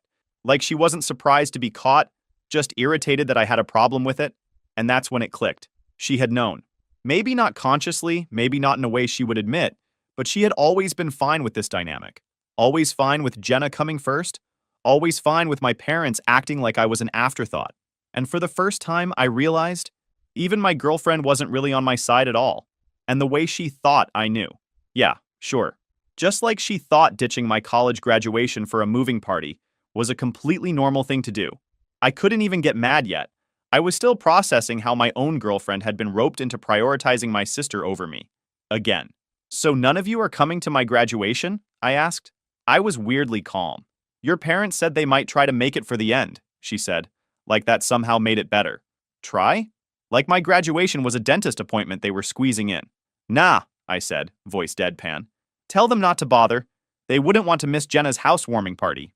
She started saying something, but I hung up and just sat on my bed, still in my cap and gown, feeling like complete shit. 4 years of busting my ass, and the people who were supposed to care about me couldn't even show up. Not even my girlfriend. I was about to take off my gown and skip the whole thing when my phone rang. It was Uncle Rick, my dad's older brother. Hey, kiddo, I'm outside your building. Ready to go celebrate that diploma? Uncle Rick had always been the one family member who actually gave a damn about me. He'd made a ton of money from some tech startup he sold years ago, and unlike my parents, he actually seemed to care about what I was doing with my life. Yeah, I said, grabbing my keys. I'm ready. So I ended up going to my graduation after all, but only because of Uncle Rick. When we were driving over, he took one look at my face and knew something was up. Let me guess, he said. They're not coming. I shook my head. They're helping Jenna move into her new apartment, having a party. Megan's there too. He cursed. Those selfish assholes. Then he caught himself. Sorry, Ryan. You deserve better than that. Walking onto that stage, I scanned the crowd like an idiot, still holding on to some dumb hope that maybe, just maybe, they'd shown up last minute. Nothing. Just rows and rows of people hugging their kids, dads clapping their sons on the back, moms crying happy tears. Meanwhile, I'm standing there with my diploma in hand, the only person cheering for me being my uncle, who technically isn't even obligated to give a crap. That's when it really sank in. They didn't just forget me, they made a choice. And the choice was Jenna. After the ceremony, Uncle Rick took me to this fancy steakhouse he'd reserved, like the kind of place where they don't even put prices on the menu. When I walked in wearing my graduation gown, the staff actually applauded, which was embarrassing but kinda nice too. Uncle Rick went all out and got the fanciest thing on the menu. The waiter didn't even ask for my ID. Guess the cap and gown were proof enough that I was officially an adult. I'm proud of you, kid, Uncle Rick said, lifting his glass. Computer science isn't easy and you crushed it. You're going places, whether they see it or not. It's wild how much those words meant. Out of everything that happened that day, hearing my uncle say he was proud hit the hardest. For once, someone actually saw what I'd accomplished. My uncle has always been straight with me. When I was younger, he'd pull me aside at family gatherings and say stuff like, I see what's happening here, and it's not right. He never sugarcoated things or made excuses for my parents like everyone else did. Halfway through lunch, my phone starts buzzing like crazy. At first, I think maybe it's an apology, that they realized how badly they screwed up. But all I found is, Megan, where are you? Are you coming to Jenna's party after? Mom, sorry we couldn't make it, sweetie, but Jenna's apartment is so nice. You'll love it. Dad, let's do dinner next weekend to celebrate you. Dinner and for the next weekend. Because, wouldn't want to interrupt Jenna's big day with something as minor as my college graduation. I put my phone face down on the table. Uncle Rick sees my expression. Let me guess, he says, cutting into his steak. They're at a party? I nodded. He chews for a second, then shakes his head. Fuh. Eat your steak. After we finished eating, Uncle Rick handed me an envelope. Inside was a check for $50,000 and a business card for some guy named Mark at a tech company in Seattle. Consider it a graduation gift, he said. Mark's looking for fresh talent. He'll give you an interview if you want it. I stared at the check. That was more money than I'd ever seen in my life. Uncle, I can't. You can, and you will, he said firmly. Look, I never had kids of my own. Let me do this for you. Take the money, take the opportunity, and get the hell away from people who don't appreciate you. I hugged him, trying not to get emotional in the middle of a fancy restaurant. Thank you. On the way back to my apartment, I made my decision. I was never going to my family's house again. I took a photo of me and Uncle Rick at the restaurant and posted it on Instagram with the caption, "Huge thanks to the only person who showed up for my graduation. At least now I know who actually cares about me." Then I turned off my phone. I didn't want to deal with any of their responses or excuses. When we got back to my place, Uncle Rick and I talked more about the job in Seattle. It sounded perfect.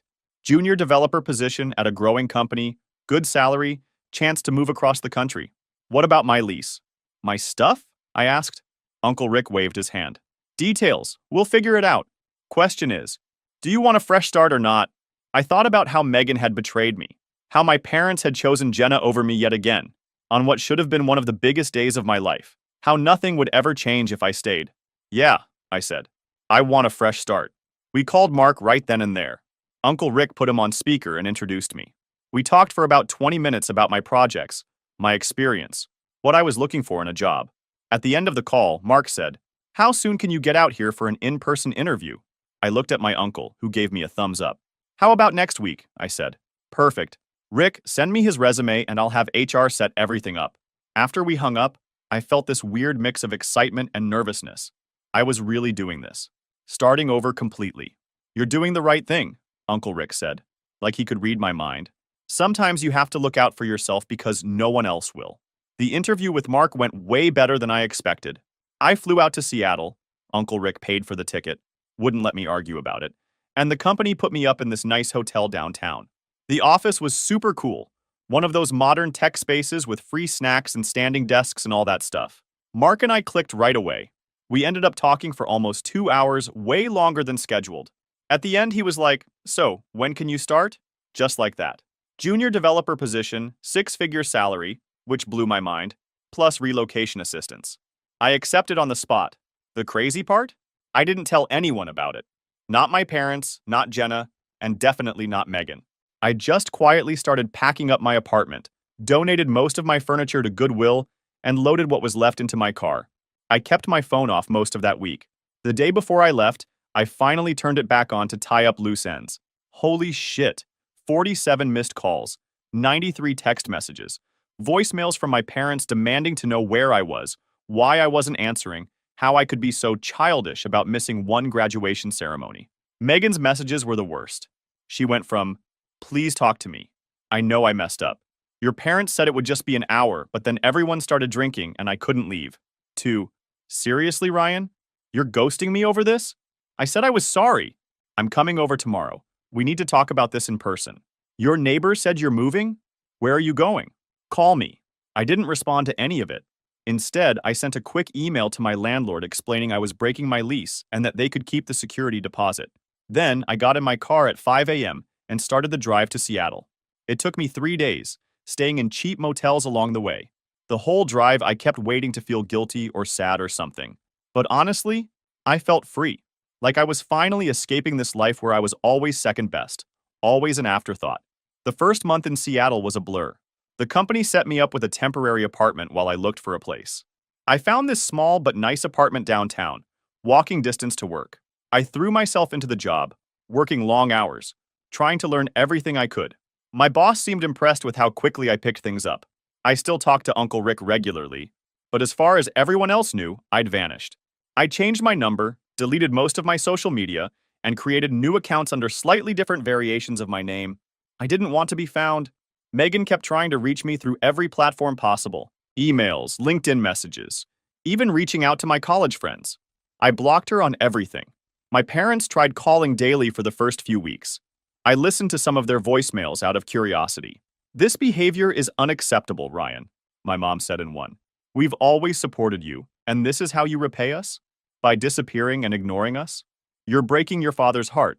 And my favorite, your sister misses you. She doesn't understand why you're punishing her for something that wasn't her fault. Please call us back." I deleted them all. The funny thing is, I didn't feel bad about any of it. Not even a little.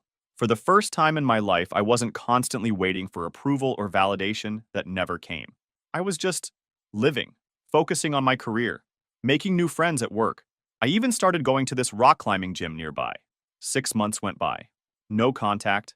I got promoted. Started making actual friends. People who knew nothing about my past or my family drama. Just normal relationships, not tainted by all that baggage. Life was good. Really good. But then came the email from my dad. "We need to talk. It's about your inheritance." I actually laughed out loud when I read it. Inheritance? What inheritance? My parents were comfortable, but they weren't rich by any means. Dad had his accounting firm and mom was a part-time real estate agent. They had a nice house in the suburbs and took a vacation once a year. That was it. Even if they had been wealthy, did they seriously think money would make me come crawling back after everything? I replied with 2 words. Not interested. That opened the floodgates. My phone started blowing up again, emails pouring in. My mom texting about how I was throwing away my future and how they'd always planned to help me financially. Like that was supposed to matter to me now? My dad sent this long-ass email about family responsibility and how I was being childish and ungrateful. It was all so fake. They'd had months to apologize, to acknowledge how they'd hurt me. But instead, they were trying to dangle money in front of me like I was some kind of pet, who would perform tricks for treats. After a week of this, I finally answered one of Dad's calls. I was sitting at my desk at work on my lunch break when his number popped up for like the 20th time. "What?" I said flatly. "Ryan, thank God." He sounded relieved. "We've been so worried. Where are you? Are you okay?" "I'm fine. What do you want?" He cleared his throat. "Son, we need to discuss your future. Your mother and I have been thinking about our will, and let me stop you right there," I cut in. "I don't want your money. I don't need your money. I'm doing fine on my own. But Ryan," his voice turned stern like he was talking to a child, "you're not thinking clearly. This inheritance could set you up for life. Don't throw away your future just because you're angry about one missed event." I couldn't help it. I started laughing. "What's so funny?" he demanded. "You still don't get it, do you? It was never about one missed event. It's about a lifetime of being treated like I don't matter. And now you think you can buy your way back into my life? With money I don't even need? What do you mean you don't need it?" He sounded confused. "I mean, I have a great job. I make more than enough money. I'm doing well, no thanks to you or Mom." There was silence on the other end. Then, "So that's it? You're just cutting us out of your life forever?" "You cut yourselves out," I said quietly. "I'm just making it official." I hung up. Then I blocked their numbers. All of them.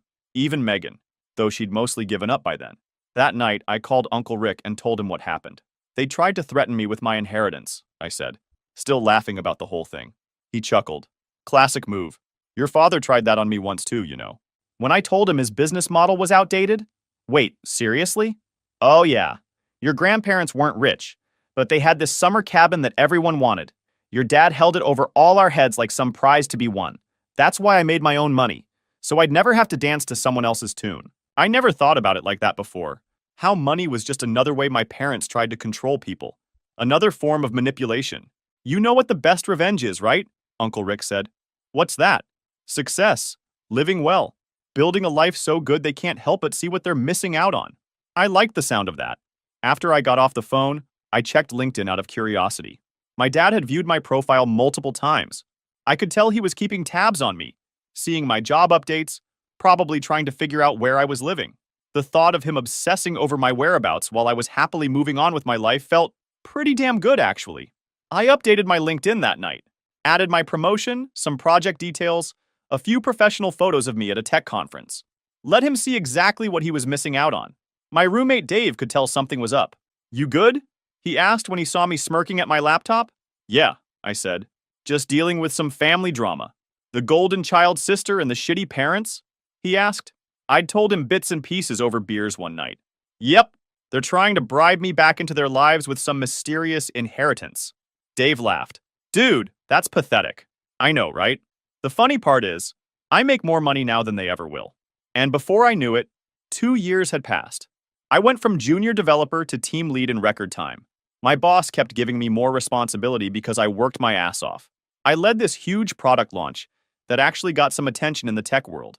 I got featured in a couple articles about rising stars in software development. Nothing major, but my face and name were out there. I bought a nice condo overlooking Puget Sound with floor-to-ceiling windows and an actual view. Started making real money, the kind where you don't have to check your bank account before going out to dinner. Dating scene in Seattle was pretty good too. Nothing super serious, but I was meeting interesting people and enjoying myself. Made friends who were into hiking and camping, so we'd take weekend trips to explore Washington State. For the first time ever, I had a life that felt completely mine, not defined by being the forgotten child or anything related to my family. Uncle Rick visited often. He'd crash at my place and we'd hit up the nice restaurants in town. He told me several times how proud he was of what I was building for myself. He was more of a father figure to me than my actual dad ever was. I rarely thought about my family anymore. Occasionally, I'd see something that reminded me of them, but it didn't really hurt anymore.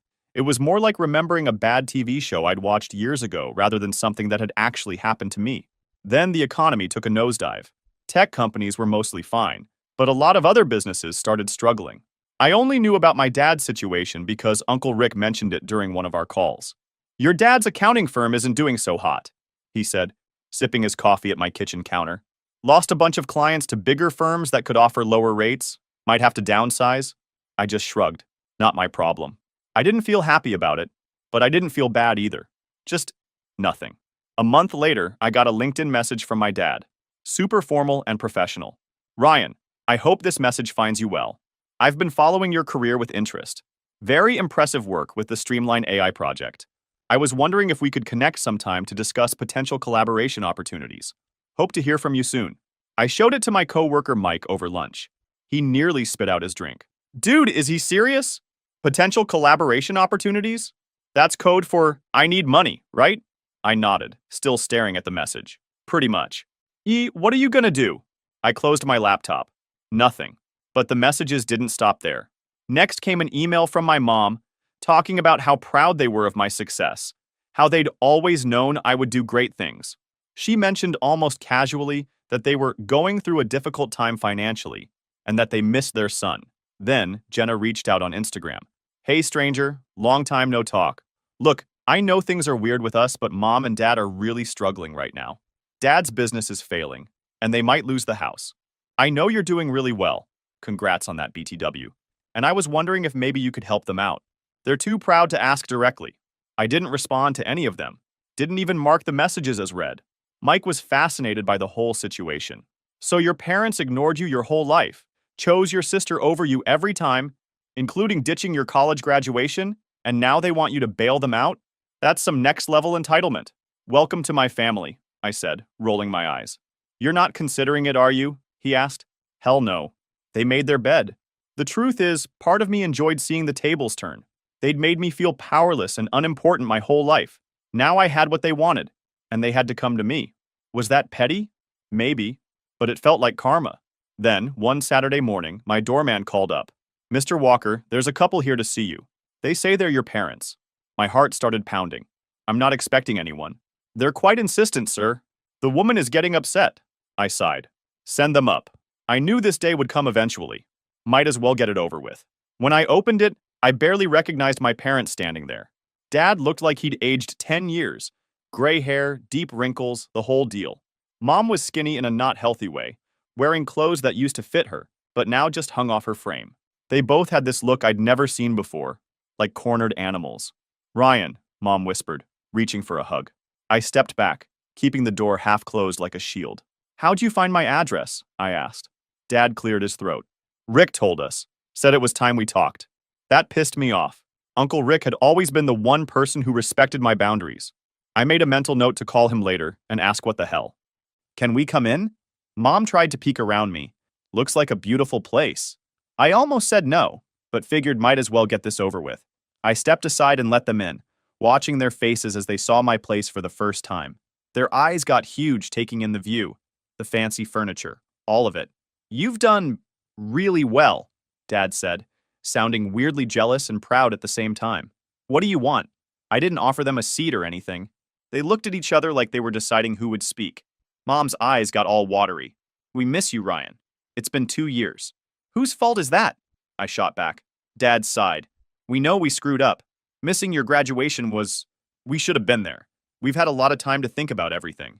How we treated you growing up.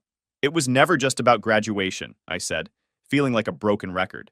It's my entire life being treated like I didn't matter. We know, Mom said, staring at the floor. We understand that now. I crossed my arms. So what changed? The articles about me?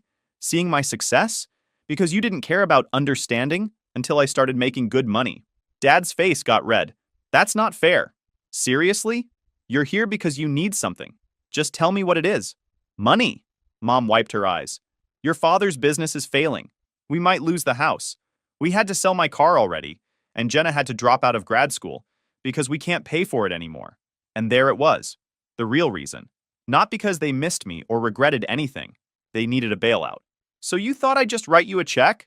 After everything? We're your parents, Dad said, his voice getting that authoritative tone he used when I was a kid. Family helps family. I actually laughed out loud. Family helps family? Where was that attitude when I needed you? Where was that when you picked Jenna over me every single time for 20+ years? We made mistakes, Mom was practically begging now. But people change. We've realized what's important. No, I shook my head. You haven't changed. You're still just looking out for yourselves. The only difference is now you need me instead of the other way around. I walked to the door and opened it. Time for you to leave. Dad's face got hard. That's it? You're turning your back on us when we need help? After everything we did for you? That was the last straw. What exactly did you ever do for me, Dad? Seriously. Name one time you put me first. One time you chose me over Jenna. He opened his mouth, froze, then closed it again. Couldn't think of a single example. Yeah, that's what I thought, I said quietly. Get out. Mom was full on crying now. Please, Ryan. We have nowhere else to go. For half a second, I almost felt bad for them. Almost. That sounds like a you problem, I said. Maybe ask your favorite child for help. After they left, I called Uncle Rick right away. You told them where I live, I said, still annoyed. He sighed. Look, kid, I thought it was time. They're in serious trouble, and they are your parents, even if they've been shitty ones. They only showed up because they wanted a handout.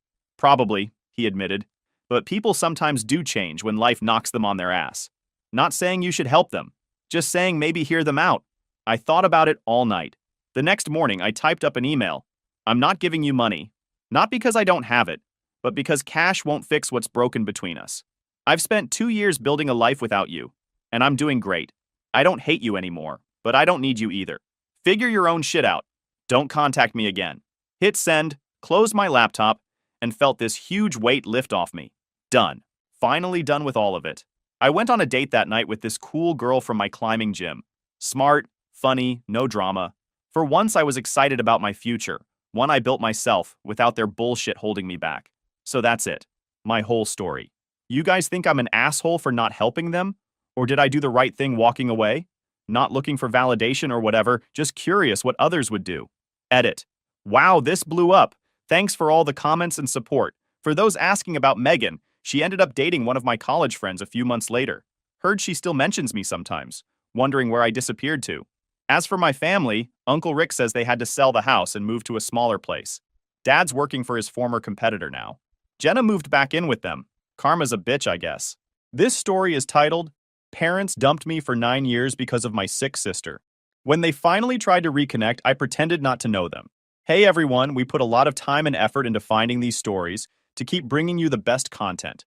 If you enjoy what we do, it would mean the world if you hit that subscribe button. Your support really makes all the difference and keeps this journey going strong. Thanks so much for being here with me. Now let's start the video. OP starts by saying, Hey Reddit, I don't really post personal stuff like this often, but lately I've been doing a lot of reflecting on my past. This post is probably going to be long because there's a lot to unpack. I don't really remember every detail of when it happened, but certain parts stick out in my mind, even after all these years. I was 6 years old, and my parents told me I was going to visit my grandparents. It sounded exciting at the time because I loved visiting them. Gran always had cookies waiting, and she let me watch cartoons way past when I should have been in bed. My grandpa would take me outside to pick tomatoes in the garden, even though I didn't like tomatoes. I just liked hanging out with him.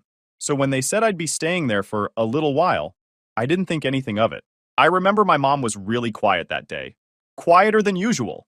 She hugged me before I left, but it didn't feel like her normal hug. It was stiff, kind of forced. My dad was rushing around like he had somewhere else to be. He barely said goodbye when he dropped me off. He didn't even come inside. He just kind of waved as he drove off.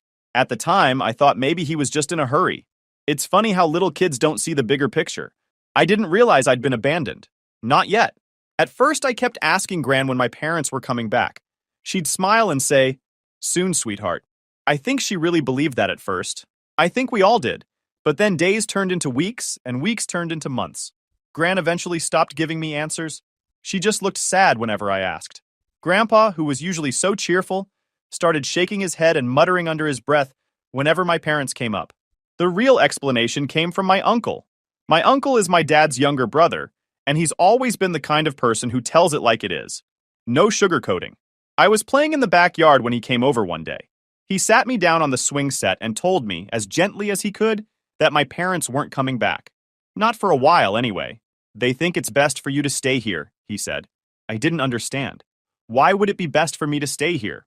Why weren't they coming back? He tried to explain that my sister was sick and that my parents needed to focus on taking care of her. Even at 6, I knew that didn't feel right. Why couldn't they take care of both of us? Why couldn't I go back home? He didn't have answers for that.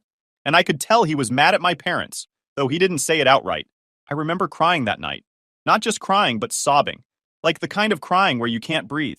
Gran sat with me on the couch and rocked me back and forth like I was a baby again. She didn't say much. She just let me cry it out. I think that's when it really hit me that they weren't coming back for me. Life with Gran and Grandpa wasn't bad, though. They were loving and kind, and they tried to give me as much stability as they could, but they were also old and tired. I think it was a lot for them to suddenly have a little kid to take care of. That's where my uncle and aunt stepped in. My uncle, who didn't have kids of his own, started coming over more often. At first, he'd just help out, fixing stuff around the house, mowing the lawn, and taking me out to get ice cream when he could tell I needed cheering up. But after a while, it became clear that my grandparents couldn't keep up with me full time. So my uncle and his wife offered to take me in. I didn't want to leave Gran and Grandpa, but they sat me down one evening and explained that it was for the best. "You'll still see us all the time," Gran promised. And she was right. They only lived a few blocks away from my uncle, so I saw them almost every day. Living with my uncle and aunt was an adjustment at first.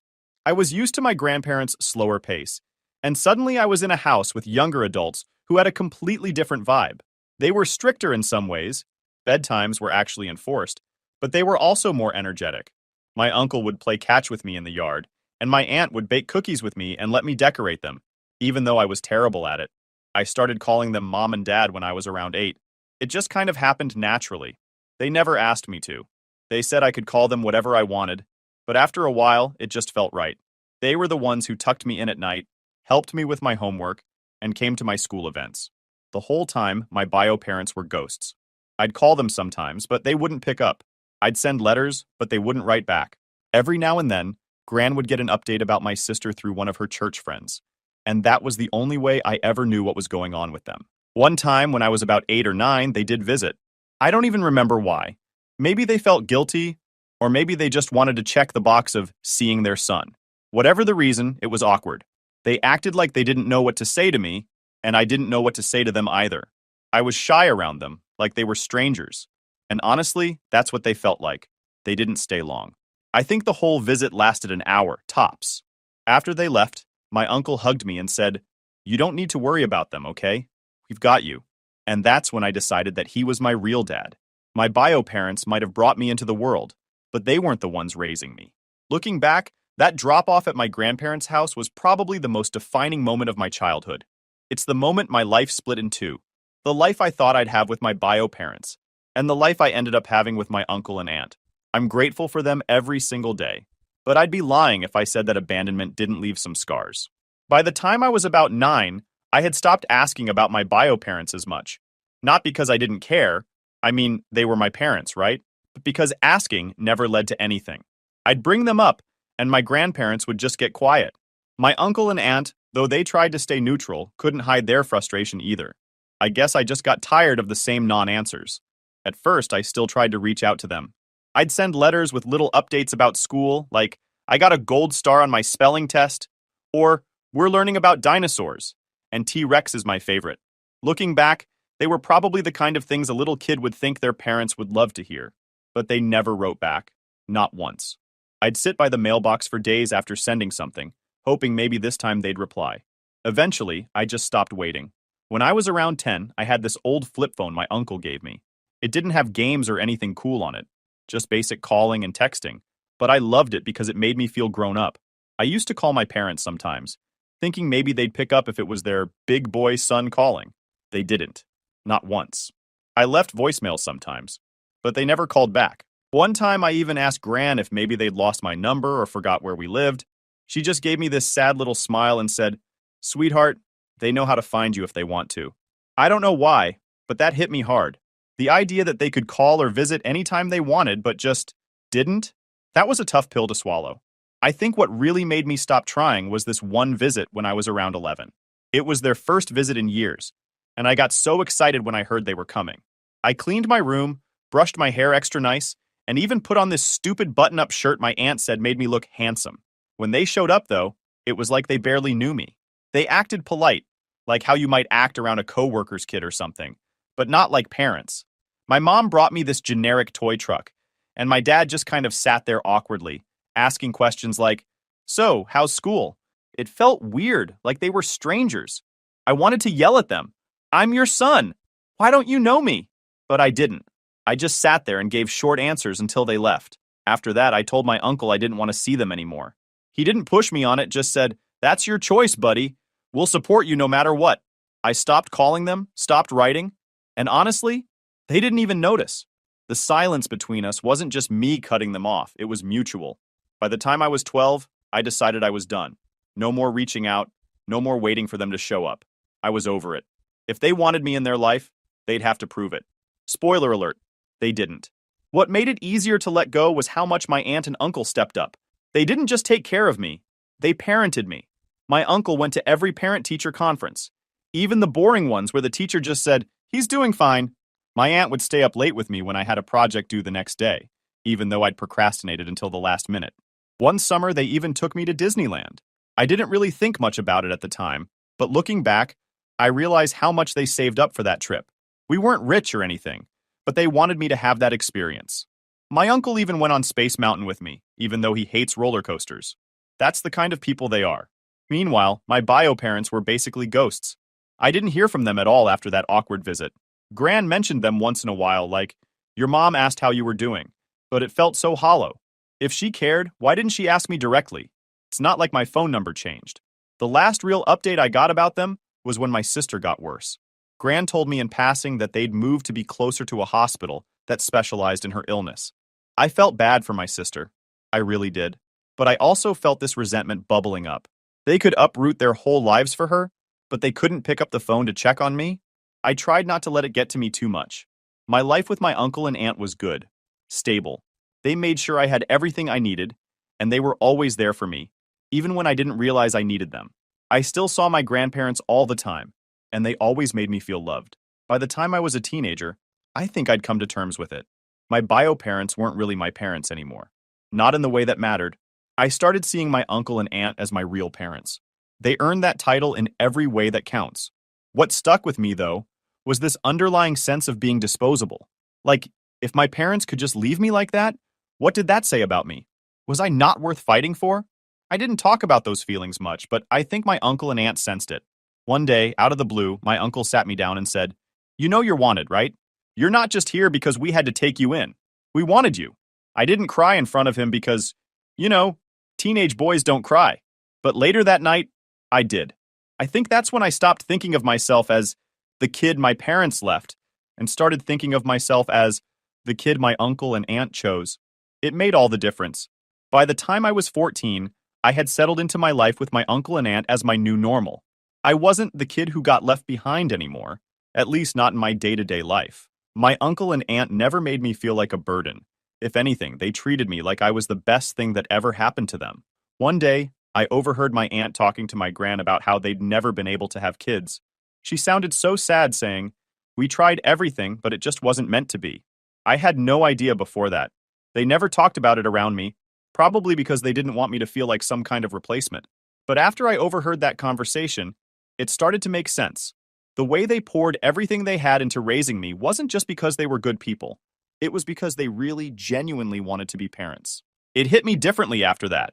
I mean, I'd always loved them, but realizing how much they'd been through made me appreciate them even more.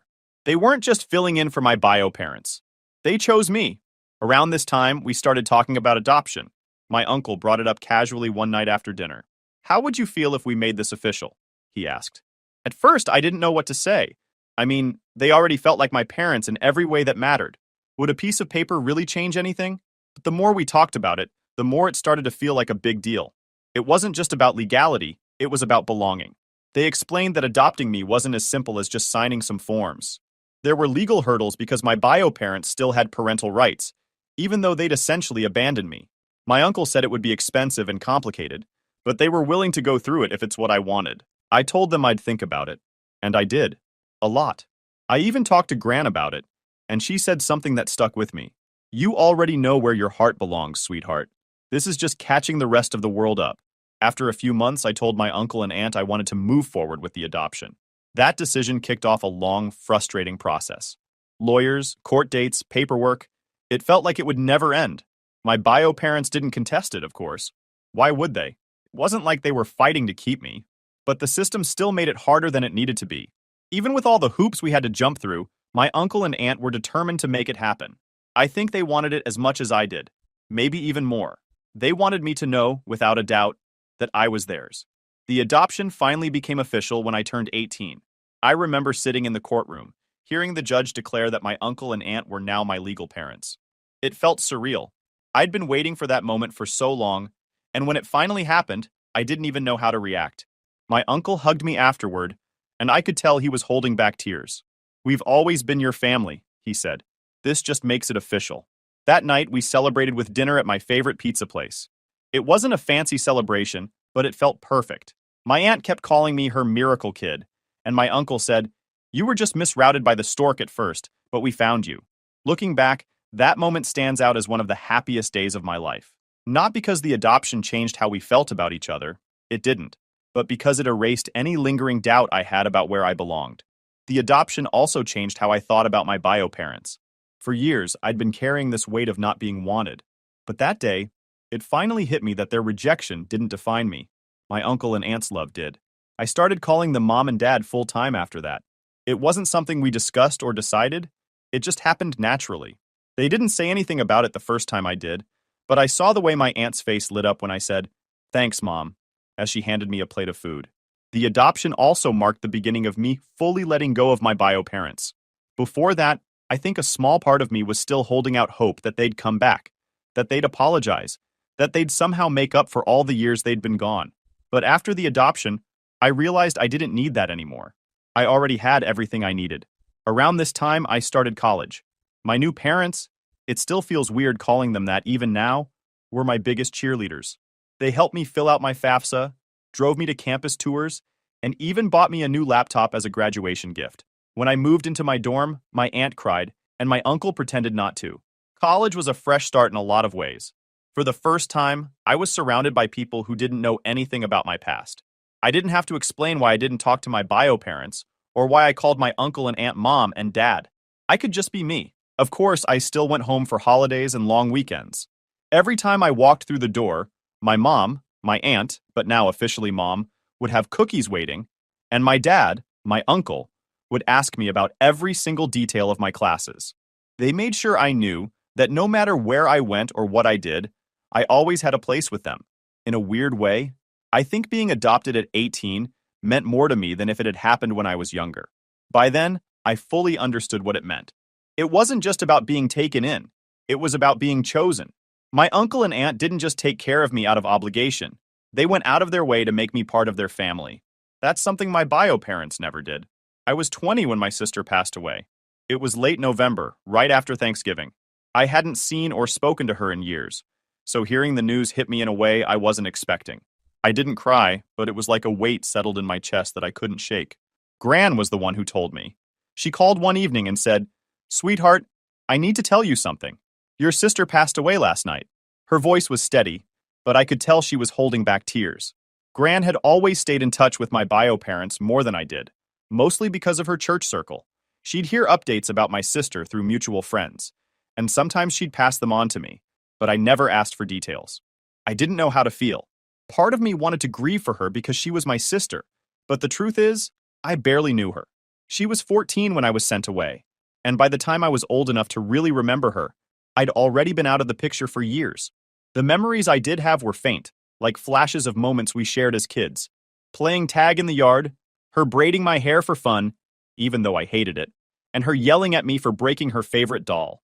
Those were the memories I clung to when I thought about her.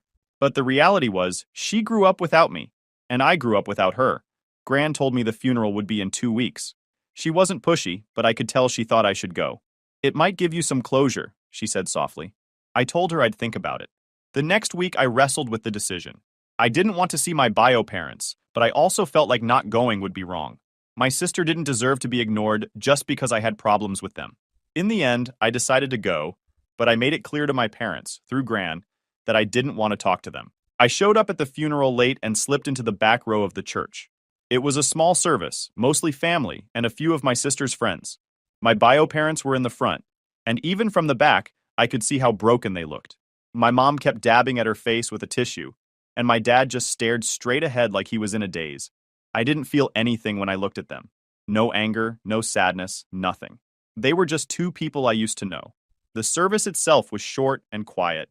The pastor talked about my sister's life, her strength, and how much she meant to the people who loved her. I sat there, feeling out of place. I didn't belong in that room, surrounded by people who knew her so much better than I did. When the service ended, I slipped out before anyone could stop me. I didn't want to get cornered by my parents or have some awkward conversation with relatives I hadn't seen in years. I just walked to my car and drove away. And drove. I thought that would be the end of it, but of course it wasn't. A few days later, my bio parents called my uncle. I guess they wanted to talk to me, but I told him to tell them I wasn't available. I didn't care what they had to say. They'd ignored me for years, and now they suddenly wanted to reconnect? It felt too convenient. Gran wasn't thrilled with my decision. She thought I should at least hear them out, but she didn't push me. She's always respected my boundaries when it comes to them. In the days that followed, I felt this weird mix of emotions. I wasn't sad for my parents. I couldn't be, after everything. But I did feel a sense of loss for the relationship I could have had with my sister. She was the one person who might have understood what I went through, and now she was gone. My uncle and aunt were amazing during this time, as they always are. My mom, my aunt, but she's mom to me now, kept checking on me, asking how I was feeling. My dad, my uncle, didn't say much, but he gave me these reassuring pats on the back whenever he saw me. They knew I wasn't grieving in the traditional sense, but they also knew this wasn't easy for me. What surprised me most was how much I thought about my sister after the funeral. I found myself digging through old photo albums, looking for pictures of us as kids. There weren't many, just a handful of us playing in the backyard or sitting together on Christmas morning. But those few pictures felt precious, like proof that we'd once been a real family, even if it was only for a little while. I also thought a lot about the life she must have had. Gran had told me bits and pieces over the years. My sister was strong, kind, and loved by everyone who knew her. She fought her illness with everything she had, and I respected her for that. But I also couldn't help but wonder if she ever missed me. Did she think about the little brother who got sent away? Did she feel guilty, even though none of it was her fault? I'll never know, and that's the hardest part. In the weeks after the funeral, my bio parents tried to reach out again. They sent a card through Gran, saying they wanted to talk. I didn't respond. I wasn't ready, if I'd ever be ready. The funeral didn't bring me closure, at least not the way Gran had hoped. If anything, it just brought up more questions. But it also solidified something for me. My parents and I were strangers now. They might have given me life, but they weren't my family. My family was the people who stood by me, who raised me, who loved me without conditions. Christmas was always a big deal for my family. Not my bio parents, of course. I'm talking about my uncle, aunt, gran, and grandpa. Ever since I started living with my uncle and aunt, they made Christmas special for me. Decorating the tree, baking cookies, blasting Christmas music. It was like something out of a holiday movie. For years, that was my Christmas tradition, and I loved it. This past Christmas felt a little different, though. It was the first one after my sister's funeral, and while I hadn't been close to her, the absence of her presence in the background of my life felt strange. My bio parents had tried to reach out to me a few times since the funeral, but I'd ignored every attempt. I figured they'd get the hint eventually. That night, I went to midnight mass with Gran, which was something we always did together. My aunt and uncle didn't usually come. They weren't really church people, but Gran loved the tradition, and I liked spending that time with her. It was one of those quiet moments where everything feels peaceful, and for a while it felt like the weight of everything that had happened was lifted off my shoulders. That peace didn't last long. About halfway through the service, I felt someone sit down behind us. At first, I didn't think much of it, but then I caught a whiff of my mom's perfume. It's funny how smells can trigger memories. For a second, I was a little kid again, sitting on her lap while she read me a story. But that memory was quickly replaced by anger. What were they doing here? I didn't turn around. I didn't want to see them, and I definitely didn't want to talk to them. I focused on the service, but I could feel their presence behind me the entire time. It was like they were trying to bore holes into the back of my head with their stares. When the service ended, I stood up to leave with Gran, but before I could take 2 steps, my mom was in front of me. "Hi, sweetheart," she said softly, like we were picking up a conversation we'd had yesterday. I froze. For a second, I didn't know what to do. Then without thinking, I said, "Sorry, do I know you?" Her face fell. I could see the shock and hurt in her eyes, but I didn't care. I was done pretending everything was okay. My dad stepped forward and said, "We're your parents." I shook my head. "My parents are at home," I said. Then I turned to Gran. "Are you ready to go?" Gran didn't say anything, but she gave me a little nod, and we started walking toward the door. My bio parents followed us, calling after me. "You really don't recognize us?" my mom asked. I stopped and turned around. "Oh, are you my dad's brother? I think I remember you from when I was little," I said, pretending to be confused. That was the final straw. My dad's face turned red, and my mom looked like she was about to cry. I felt a twinge of guilt, But it wasn't enough to make me stop. They had years to make this right, and they hadn't. Gran didn't say much on the way home. She just held my hand and squeezed it every now and then. I think she was proud of me for standing my ground, but she also knew how heavy the moment was for me. When we got back to the house, my aunt and uncle were waiting up for us. I told them what happened, and my uncle just shook his head. They don't get to play the victim now, he said. Not after everything. I went to bed that night feeling a mix of emotions. Part of me felt triumphant, like I'd finally stood up for myself in a way I never had before. But another part of me felt hollow, like maybe I'd crossed a line. A few days later, a letter arrived. It was from my bio parents. My aunt handed it to me with a look that said, "You don't have to read this if you don't want to." But curiosity got the better of me, and I opened it. The letter was long and emotional. They talked about how hurt they were by my reaction, how they'd only ever tried to do what was best for me, and how they'd always be my parents no matter what. They asked for forgiveness, saying they wanted to start fresh now that my sister was gone. I didn't respond. I didn't know how to. My family was divided on what I should do. Gran thought I was justified in how I handled it. They made their choice a long time ago, she said. Now they have to live with it. Some other relatives, though, thought I was being too harsh. They're grieving, one cousin said. Maybe this is their way of trying to make amends. But to me, it felt like too little, too late. Where were they when I was 8 and scared and confused? Where were they at my school plays, my birthdays, my graduation? They had their chance, and they blew it. The thing is, I don't hate them. I don't think I ever could. But I also don't feel like I owe them anything. They made their choice, and I made mine. For now, I'm focusing on the family that's always been there for me. My aunt and uncle, who raised me when my parents wouldn't, and Gran, who never stopped loving me. They're the ones who matter. After Christmas, things went back to normal, or as normal as they could be. I returned to school, buried myself in studying, and tried to push the awkward encounter at midnight mass out of my head. But my bio parents weren't done. About a week into January, another letter arrived. This one wasn't just emotional, it was almost desperate. My aunt handed it to me like she was holding a bomb, her eyes full of concern. "You don't have to read this," she said gently. But I did. I felt like I had to, even if it was just to see what they had to say. The letter was long, several pages, handwritten in my mom's neat script. She apologized, over and over, for what they'd done. She explained that they'd been overwhelmed when my sister got sick and had made decisions they thought were best for everyone, even if those decisions hurt me. She said they'd never meant to abandon me, but they didn't know how to juggle everything at the time. It sounded like excuses to me. They didn't know how to juggle everything? Plenty of families deal with tough situations without throwing one of their kids away like an old toy. The letter went on to talk about my sister's final years, how hard she'd fought, how much she missed me, and how she'd always hoped we could reconnect someday. That part stung. I'd spent so much time being angry at my parents that I never really thought about how my absence might have affected her. But then the tone shifted. My mom started talking about how, now that my sister was gone, they wanted to rebuild our family.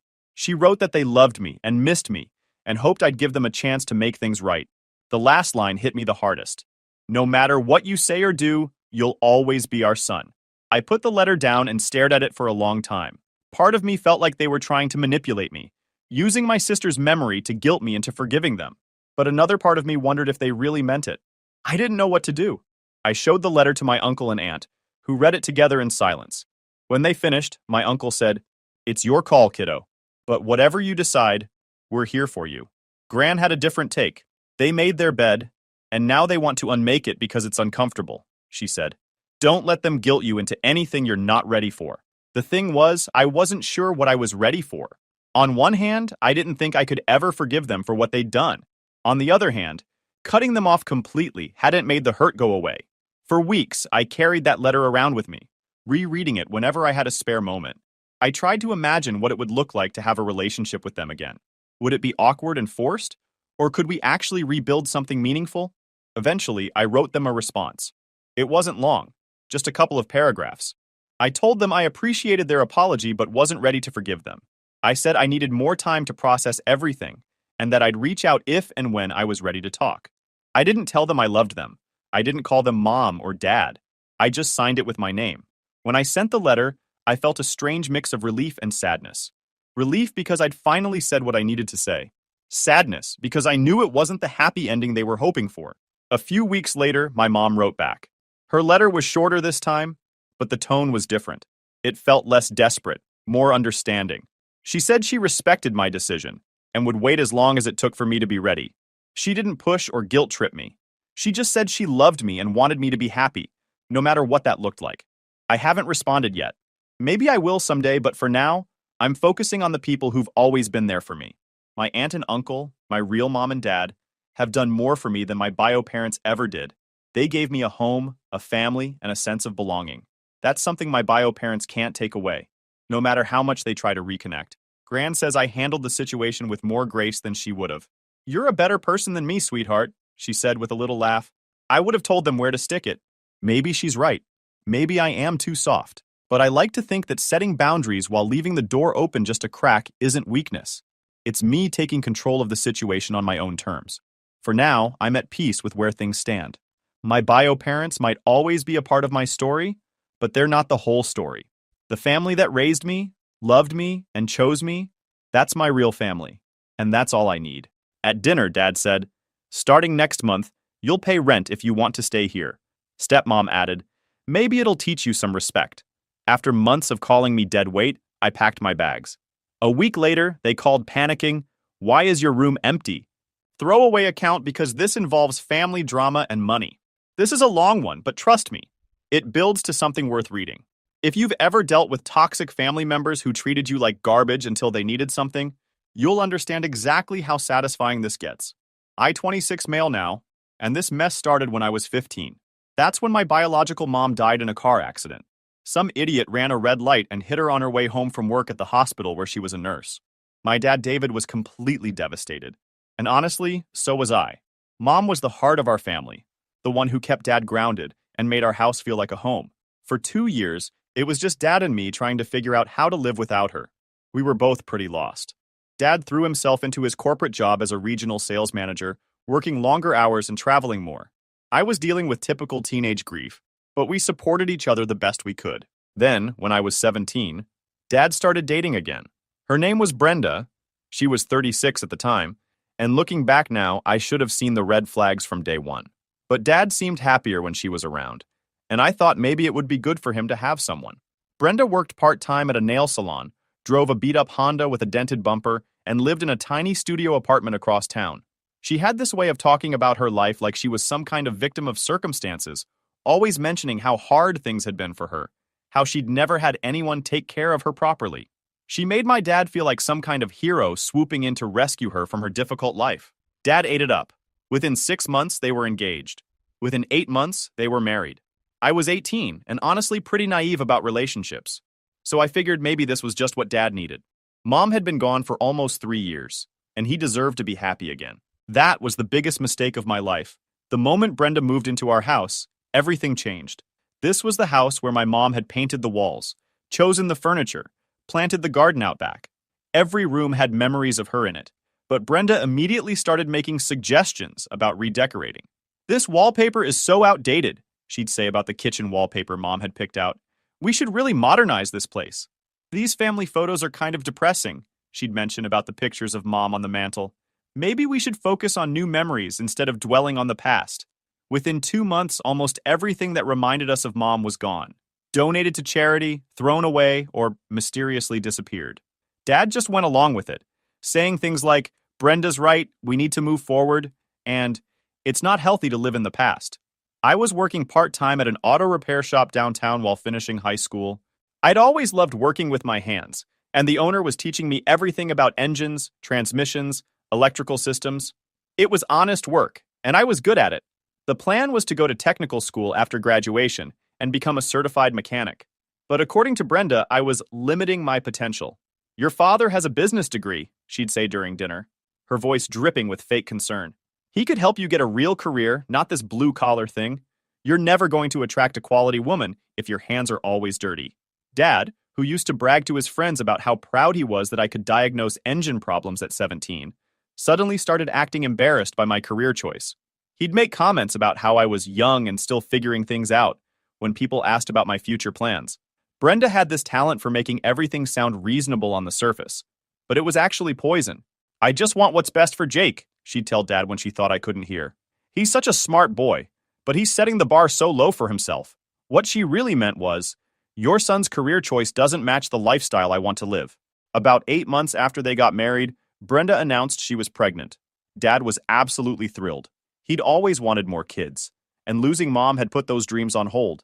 He started talking about fresh starts and new beginnings, and how this baby would bring the family together. My half-brother Tyler was born when I was 19. I'll be honest, I loved that kid from the moment I met him. He was innocent in all of this drama, and seeing Dad happy again was worth something. But Brenda immediately started using Tyler as leverage for everything she wanted. Tyler needs the best possible environment to develop properly, became her catchphrase for justifying every demand. When Tyler was 6 months old, she announced that he needed his own room. Jake's room gets the best natural light, she told Dad. Studies show that morning sunlight is crucial for infant brain development. My room, the room I'd lived in for 12 years. The room where Mom used to read me bedtime stories and help me with homework when I was little.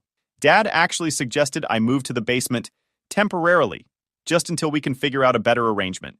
I told him absolutely not, and Brenda spent 3 days crying about how I was preventing Tyler from having optimal developmental conditions. That's when I realized this wasn't about the baby's well-being. This was about establishing a hierarchy in the house, and I was being demoted to the bottom. The real campaign against me started around Tyler's first birthday.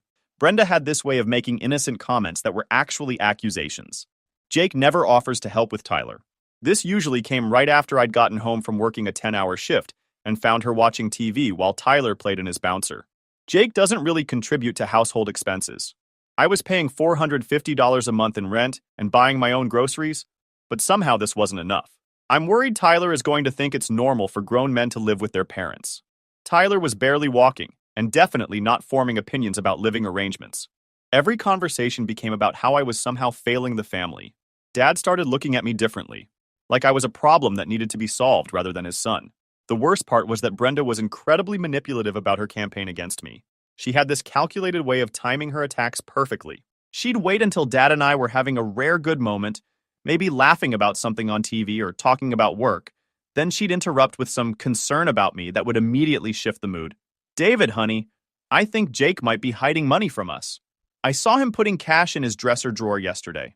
The cash was my tips from weekend side jobs, money I'd earned legitimately and had every right to keep in my own room. But she made it sound like I was somehow stealing from the family or being deceptive about my finances. David, I'm really worried about Jake's attitude lately. He seems angry all the time, and I'm concerned about how that's affecting Tyler." This usually came right after I'd had any kind of normal human reaction to her constant criticism or unreasonable demands. If I showed even the slightest frustration with her behavior, suddenly I was the problem. "David, do you think it's appropriate for Jake to be walking around the house in just his boxers? I'm trying to maintain some standards here, especially with Tyler getting older." This was about me going from my bedroom to the bathroom in the morning, wearing the same sleepwear I'd worn my entire life. She was trying to make me feel like a creep in my own home. The worst incidents were when she'd make completely false accusations, then play the victim when I defended myself. Once, she told Dad that I'd been inappropriate with her, claiming I'd made some kind of sexual comment. When I furiously denied it and pointed out that I'd been at work during the time she claimed it happened, she started crying and said I was attacking her for trying to keep the family safe. Dad was so completely under her spell by this point that he actually believed her lies over his own son's word. The man who'd raised me, who knew my character, chose to side with a woman he'd known for less than 2 years over the child he'd been with for over 20 years. She had this way of making every conversation about money sound reasonable and family-oriented, but it was actually just greed disguised as concern. "Jake, I know you work hard for your money, but family has to come first. Tyler is going to have so many opportunities ahead of him, and we all need to sacrifice to make sure he gets the best start in life." What she really meant was, your money should fund the lifestyle I want Tyler and me to have, regardless of what it costs you personally. Dad was so infatuated with his new wife and baby that he started believing everything she said. Our relationship, which had been healing after Mom's death, started falling apart again. After I graduated high school, I enrolled in technical school for automotive technology. It was a 2-year program that would give me certifications in everything from basic maintenance to advanced diagnostics. The classes were tough, but I loved them. For the first time in years, I felt like I was building towards something that was mine. I was also working full-time at the repair shop, making $16 an hour as an apprentice. It wasn't a fortune, but it was enough to pay my rent to Dad, cover my school expenses, and still have a little left over for savings. But Brenda saw my steady income as an opportunity. Jake, since you're making good money now, don't you think you should contribute more to the household? She asked one evening, while Dad was giving Tyler a bath. Tyler's going to need so many things as he grows up. Preschool alone is going to cost us a fortune. I already pay rent and buy my own food, I reminded her. Yes, but we're a family. Families support each other. Your father and I are talking about putting Tyler in the best preschool in the district. It's $800 a month, but the early childhood development programs there are supposed to be amazing. $800 a month for preschool. For a 2-year-old. It was insane, but I could see where this was heading. Maybe Tyler would be fine in a regular preschool, I suggested. Brenda's face went cold. I see. So you think Tyler deserves less than the best because you don't want to help out. That's really disappointing, Jake. When Dad came downstairs, she immediately told him about our conversation, but with her own spin on it. Jake doesn't think we should invest in Tyler's education, she said, her voice trembling like she was holding back tears. He thinks regular preschool is good enough for his little brother. Dad looked at me with this expression of disappointment that cut right through me. Jake, Tyler's future is important. I thought you understood that. I never said Tyler's future wasn't important, I protested. I just think $800 a month for preschool is excessive. It's not your decision to make, Brenda snapped. This is about what's best for Tyler, not what's convenient for you. That became the pattern. Brenda would propose some expensive thing for Tyler. I'd question whether it was necessary, and suddenly I was the villain who didn't care about my little brother's well-being. Tyler's bedroom needed custom furniture. Tyler needed organic everything. Tyler needed music lessons, art classes, swimming lessons. Every month brought new expenses, and every month brought new pressure for me to contribute more. I finished technical school with perfect grades and several industry certifications. The repair shop owner offered to promote me to full mechanic at $22 an hour, which was great money for a 21-year-old. I thought finally, Dad would be proud of my accomplishments. Instead, Brenda laughed when I told them about the raise. $22 an hour, she said, like I'd told her I was making minimum wage. That's cute. Your father makes almost 4 times that much. When are you going to start thinking about a real career? The comment stung. But what hurt more was that Dad just sat there nodding along. By the time I was 23, I'd been working as a full mechanic for 2 years and had saved up about $15,000. I was also doing side jobs on weekends, fixing cars for neighbors and coworkers in our garage. Word was spreading that I was reliable and reasonably priced.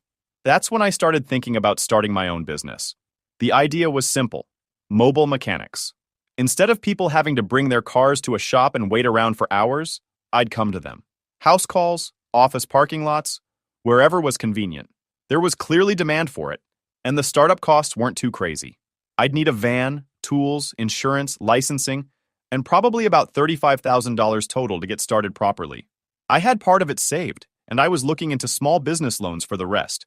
When I mentioned the idea to Dad and Brenda, their reactions were completely different than I'd expected. Dad actually seemed interested. That's not a bad idea, Jake. Mobile services are really popular now. People value convenience. But Brenda immediately started finding problems with it. What if something goes wrong with a customer's car? Won't you be liable for that? And how will people know you're legitimate if you don't have a real shop? Plus, what about when you get older? You can't be crawling around under cars forever. Every concern she raised was something I'd already thought about and had solutions for. But she kept pushing. Honestly, Jake, it sounds like you're trying to avoid getting a real job. Your father has connections in the business world. He could help you get started in sales or management. Something with growth potential. I don't want to work in sales, I said. I like working on cars. But think about your future family, she pressed. What kind of woman wants to marry someone whose career peaked at fixing cars? You need to think bigger. Dad jumped in to support her. Jake, Brenda has a point. You're smart and capable. Maybe you should consider using those skills in a more professional environment. It was like they couldn't understand that I genuinely enjoyed what I did and was good at it. In their minds, anything that didn't require a college degree was automatically inferior. But I wasn't deterred. I spent months developing a business plan, researching the market, getting quotes for everything I'd need. By my 24th birthday, I was ready to take the leap. The breaking point came on a Tuesday evening in March. Tyler was almost 5, and Brenda had been ramping up the pressure on me to contribute more money to the household. Tyler's going to start kindergarten next year, she announced during dinner. We want to send him to St. Matthew's Academy. It's the best private school in the area. St. Matthew's Academy. I looked it up later, and tuition was $18,000 a year. That's a lot of money, I said carefully. It's an investment in Tyler's future, Dad said firmly. The education there will set him up for success in life. Or what does this have to do with me? I asked, though I already knew. Brenda leaned forward. Well, as Tyler's big brother, we were hoping you'd want to help with his education costs. Maybe $400 a month to start. $400 a month. On top of the $450 I was already paying in rent. That would take up most of my take-home pay and completely kill my business savings. I can't afford that, I said honestly. I'm trying to save money to start my business. Brenda's expression hardened. Your business? Jake, you're 24 years old. When are you going to stop playing around with this car mechanic fantasy and grow up? It's not a fantasy. I have a real business plan. I've done the research. I have most of the startup money saved. You have $15,000 in a savings account, she said dismissively. That's not real money. That's what some people spend on a vacation. Brenda, Dad said quietly. That's not fair. But she was on a roll now. No, David. Someone needs to be honest with him. Jake, you're living in a fantasy world. You think you're going to become some successful business owner by fixing cars? You're deluding yourself. She stood up and started pacing around the kitchen. Do you know what real successful people drive? They don't drive beat-up trucks and work with their hands. They wear suits and make decisions and build careers that matter. My career matters to me, I said. Your career? She laughed. Jake, you work in a garage. That's not a career. That's a job. And not even a good job. You're never going to make real money. You're never going to attract a quality partner.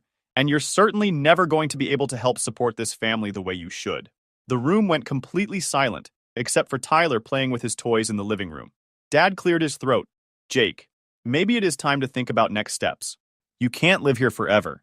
And if you're not going to help with family expenses, what are you saying? I asked. Brenda answered for him. We're saying that if you want to continue living in this house, you need to start paying real rent. $1,200 a month, plus contributing to Tyler's education fund. $1,200. That was almost my entire take-home pay. That's not rent, I said. That's you trying to force me out. No one's forcing anything, Dad said, but he wouldn't meet my eyes. We're just asking you to contribute fairly to the household you're part of. I looked around the kitchen where Mom used to pack my school lunches, where she used to help me with homework at the table, where Dad used to tell me he was proud of how hard I worked. You want me gone, I said quietly. We want you to step up, Brenda said. But if you're not willing to do that, then yes, maybe it's time for you to find your own place. That night, I lay in bed staring at the ceiling for hours. I thought about Mom and what she would think about this situation. I thought about all the money I'd contributed to this house, all the times I'd helped with Tyler, all the sacrifices I'd made to be a good son and brother, and I realized that none of it mattered to them. Brenda saw me as either a source of income or an obstacle to remove. Dad was too caught up in his new life to remember that I was his son too. By morning, I'd made my decision. I didn't make any dramatic announcements. I just started quietly planning my exit. First, I found a studio apartment across town. It was small but clean, and the rent was $750 a month. I could afford it on my mechanic's salary, and I'd still have money left over to keep saving for my business. Second, I opened a new bank account that only I had access to. I'd been keeping my money in an account that Dad had helped me set up when I was younger, and technically he was still a co-signer. I moved everything to the new account. Third, I started moving my stuff out gradually. A few boxes at a time, things that wouldn't be missed immediately. My tools, my important documents, my clothes. I told Dad and Brenda I was organizing my room and donating things I didn't need anymore. It took me 2 weeks to move everything important. On a Friday night, while Dad was at a work conference and Brenda was at book club, I packed the last of my belongings and left my house key on the kitchen counter. I didn't leave a note explaining where I was going or why. I figured they'd made their position pretty clear. Saturday morning, my phone started ringing. Dad had come home and found my empty room. When I didn't answer, he started texting. Jake, where are you? Your room is empty. What's going on? Call me back immediately. We need to talk about this. This is ridiculous. Come home and let's discuss this like adults. I finally called him back Sunday evening. Jake, thank God. Where are you? We've been worried sick. I'm fine, Dad. I found my own place. Your own place? Jake, you didn't have to move out. We can work something out. No, Dad, we can't. You made it clear that I'm not welcome there unless I pay more money than I can afford. That's not what we said. That's exactly what you said. $1,200 in rent plus contributing to Tyler's private school. You knew I couldn't afford that. There was a long pause. Jake, come home. Let's sit down and figure this out. I am home, Dad. This is my home now. I could hear Brenda in the background asking what I was saying. Jake, Dad continued, you're being irrational. You can't just run away from your family. I'm not running away from anything. I'm 24 years old and I moved into my own apartment. That's what normal adults do. But what about Tyler? He's been asking where you are. That one hit hard. Tell Tyler I love him and I'll see him soon. I hung up and turned off my phone. Living on my own was the best decision I'd ever made. For the first time in years, I could come home and not worry about being criticized or asked for money. I could make my own food, watch what I wanted on TV, and most importantly, focus completely on building my business. I used my savings and a small business loan to buy a used van and outfit it with everything I needed for mobile repairs. I got all the proper licensing and insurance, created business cards and a simple website, and started advertising my services. The response was immediate and overwhelming. It turns out a lot of people hate taking their cars to shops and waiting around for hours. Business owners loved that I could fix their fleet vehicles right in their parking lots. Busy parents appreciated that I could change their oil while they were at work. Within 6 months, I was booked solid and had to start turning down jobs. Within a year, I hired my first employee, another mechanic who was tired of working for someone else. Within 18 months, I had 3 employees and was looking into buying a second van. My business, Jake's Mobile Mechanics, was growing faster than I'd ever imagined possible. Meanwhile, I was hearing through mutual acquaintances that Dad and Brenda were struggling financially. Dad's company had gone through layoffs and cut his salary by 15%. Tyler was in expensive private school, Brenda had gotten used to a certain lifestyle, and their mortgage payments were apparently crushing them. I learned all this through my neighbor, an elderly woman who was friends with Dad's neighbor. These women talked to each other daily and shared everything that was happening in the neighborhood. Your father had to sell Brenda's fancy car, my neighbor told me while I was changing the oil in her car. She's driving some little economy car now and complaining to everyone about it. I just smiled and kept working. And I heard they're 3 months behind on their mortgage, she continued. The bank sent them some kind of notice. Very stressful situation. Part of me felt bad for Dad, but a bigger part of me felt like this was exactly what they'd asked for. They'd prioritized Brenda's expensive tastes over financial stability, and now they were dealing with the consequences. By my 25th birthday, my business had grown beyond my wildest dreams. What started as one guy with a van had transformed into a legitimate operation that was dominating the mobile repair market in our area. I had 6 full-time employees, all certified mechanics who were grateful to escape the traditional shop environment. We operated 3 fully equipped vans, each one a rolling garage complete with diagnostic computers, hydraulic lifts, and every tool needed for major repairs. The business model was proving incredibly profitable. We charged premium rates because customers valued the convenience, but our overhead was a fraction of what traditional shops paid. No expensive retail space, no massive utility bills, no customer waiting areas to maintain. Just skilled technicians and quality service delivered wherever the customer needed it. I'd secured maintenance contracts with 3 major companies in town, handling everything from their delivery trucks to executive vehicles. We were doing regular maintenance on over 200 vehicles monthly, and word-of-mouth referrals kept bringing in new individual customers daily. I was clearing about $180,000 a year personally, and conservative estimates put the business value at over $300,000. The best part was watching my bank account grow every month. After years of being told I'd never amount to anything, seeing those numbers climb gave me a satisfaction that went beyond money. It was validation that my instincts had been right, that hard work and smart decisions mattered more than college degrees and corporate connections. I celebrated my 25th by buying myself a brand new Ford F-350 pickup truck, fully loaded with every option available, metallic black paint with chrome accents, leather interior, and the most powerful engine Ford offered. It was absolutely beautiful and completely unnecessary for my daily needs, but I didn't care. It cost $68,000, and I paid cash without even thinking about it. Walking into that dealership and writing a check for the full amount felt like the ultimate middle finger to everyone who doubted me. I hadn't spoken to Dad in over a year when he called me last month. I almost didn't answer, but something made me pick up. "Jake," he said, and his voice sounded exhausted. "How are you, son?" "I'm good, Dad. Business is going well." "That's great to hear. Really great. Listen, I was wondering if you'd like to come to dinner this Sunday. Brenda's making her lasagna, and Tyler keeps asking about his big brother. Tyler asking about me. That got to me. The kid was 7 now, and I'd missed so much of his life because of all this drama. Sure, Dad. I'll be there. Sunday came, and I pulled up to the house in my new truck. The same house where I'd grown up, where Mom had lived, where I'd been made to feel unwelcome. It looked smaller than I remembered, and I noticed the lawn needed work. Brenda answered the door, and I could see her eyes immediately go to the truck in the driveway. Her fake smile was so forced it looked painful. Jake! Oh my goodness, look at you. You look so successful. Tyler came running and wrapped his arms around my legs. Jake! Dad says you have your own business now. That's right, buddy. I fix cars just like I used to do in our garage. We sat down for dinner, and I could feel both Dad and Brenda studying me. I was wearing nice clothes, I looked healthy and confident, and there was no hiding the fact that I was doing well for myself. So, Jake, Brenda said, cutting her lasagna with surgical precision, business must be really good if you can afford a truck like that. It's doing well. That truck had to cost at least $60,000, Dad added. Something like that. Brenda's eyes lit up like she'd won the lottery. $60,000! My goodness, Jake, you must be making really good money now. I could practically see the calculations running through her head. Actually, Dad said, that's perfect timing. We wanted to talk to you about something.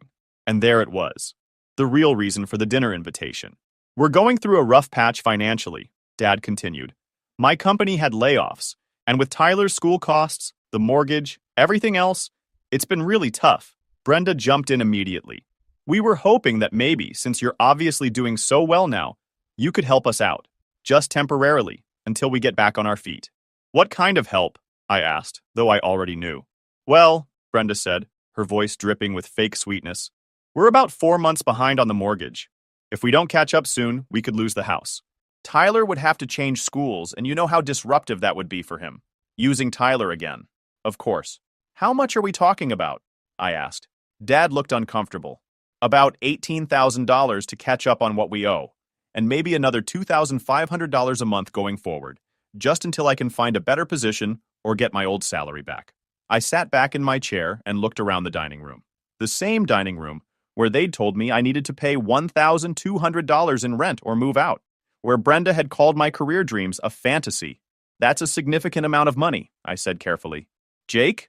Brenda leaned forward, and her voice took on that manipulative tone I remembered so well. I know we've had our differences in the past, but we're family. Tyler adores you.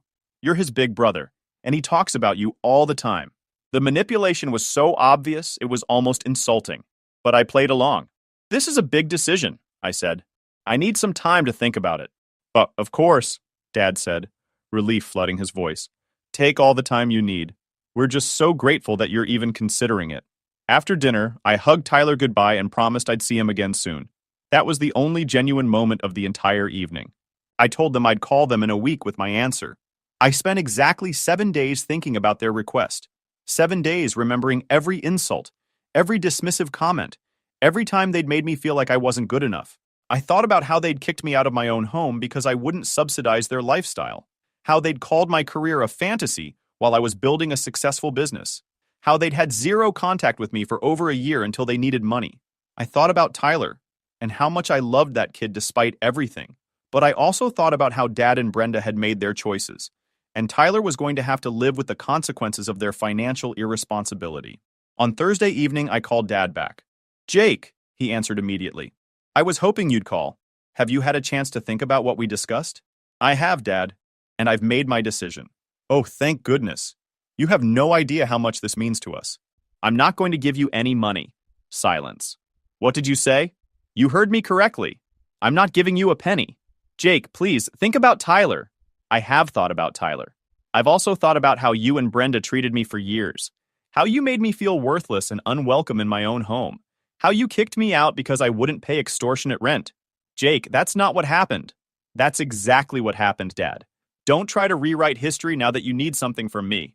I could hear Brenda in the background, asking what I was saying. Let me make this very clear, I continued. 3 years ago, you told me I needed to pay $1,200 a month in rent plus contribute to Tyler's private school, or move out. You knew I couldn't afford that. You wanted me gone, so I left. We didn't want you gone. Yes, you did. Brenda called my career a fantasy. She said I'd never make real money or attract a quality partner. She made it clear that I was an embarrassment to this family. Jake, Dad's voice was getting desperate now. People say things they don't mean when they're stressed. We were going through a difficult time financially. And now you're going through another difficult time financially, and suddenly you want my help. Interesting how that works. What do you want me to say? That we made mistakes? Fine, we made mistakes. But you're my son, and we need your help. Here's what I want you to understand, Dad. When you chose Brenda's demands over your relationship with me, you lost the right to call me for help. When you stood by while she insulted everything I'd worked for, you burned that bridge. Jake, please. I'm not finished. Do you want to know how much my business is worth now? Over $500,000. Do you want to know how much money I made last year? More than you and Brenda combined. The career she called a fantasy has made me more successful than either of you ever imagined possible. Complete silence on the other end. But here's the thing, Dad. Success isn't just about money. It's about dignity. It's about being respected for who you are and what you do. And you took that away from me for years. We can fix this, Dad said, and I could hear that he was crying. We can work this out. No, we can't, because I don't trust you anymore. I don't trust that you won't side with Brenda the next time she decides I'm not good enough. I don't trust that you value me as your son rather than as a potential source of income. What about Tyler? Tyler is going to learn a valuable lesson about consequences. Maybe going to public school and living in a smaller house will teach him that actions have results. Maybe it'll be good for him to understand that money doesn't grow on trees. Jake, Brenda had taken the phone now. We're sorry. We were wrong about everything. Please don't let Tyler suffer because of our mistakes. You should have thought about Tyler before you spent years driving his big brother away. You should have considered his well-being before you prioritized private schools over financial stability. We'll lose everything, she said. And she was crying too now. Then lose it. Sell the house. Move into an apartment. Get full-time jobs. Do what millions of other families do when they can't afford their lifestyle. But don't call me expecting to be rescued from problems you created. I took a deep breath. This is the last conversation we're going to have about money. Don't call me asking for help with the mortgage or Tyler's school or anything else.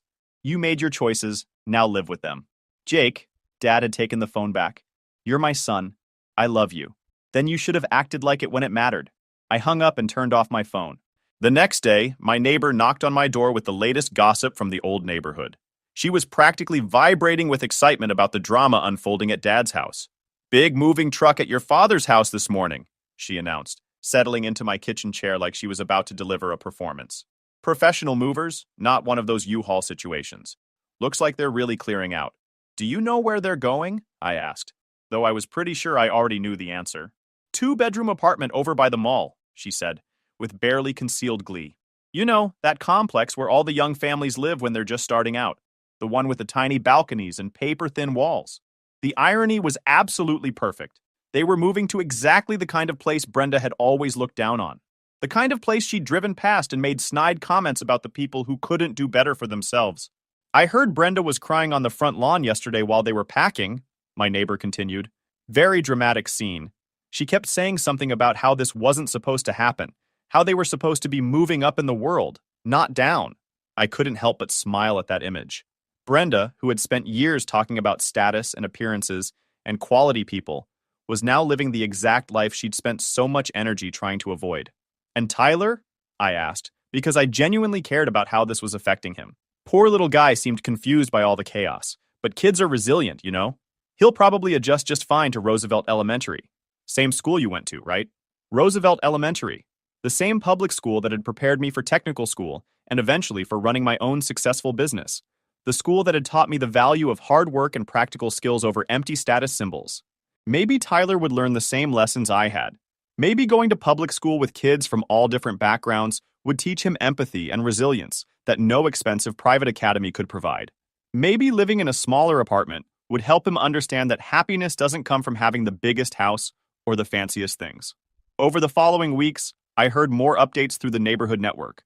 Dad had taken a second job working evenings at a big box store to help make ends meet. Brenda was working full-time now at a different nail salon, one that required actual productivity instead of treating her like she was doing them a favor by showing up.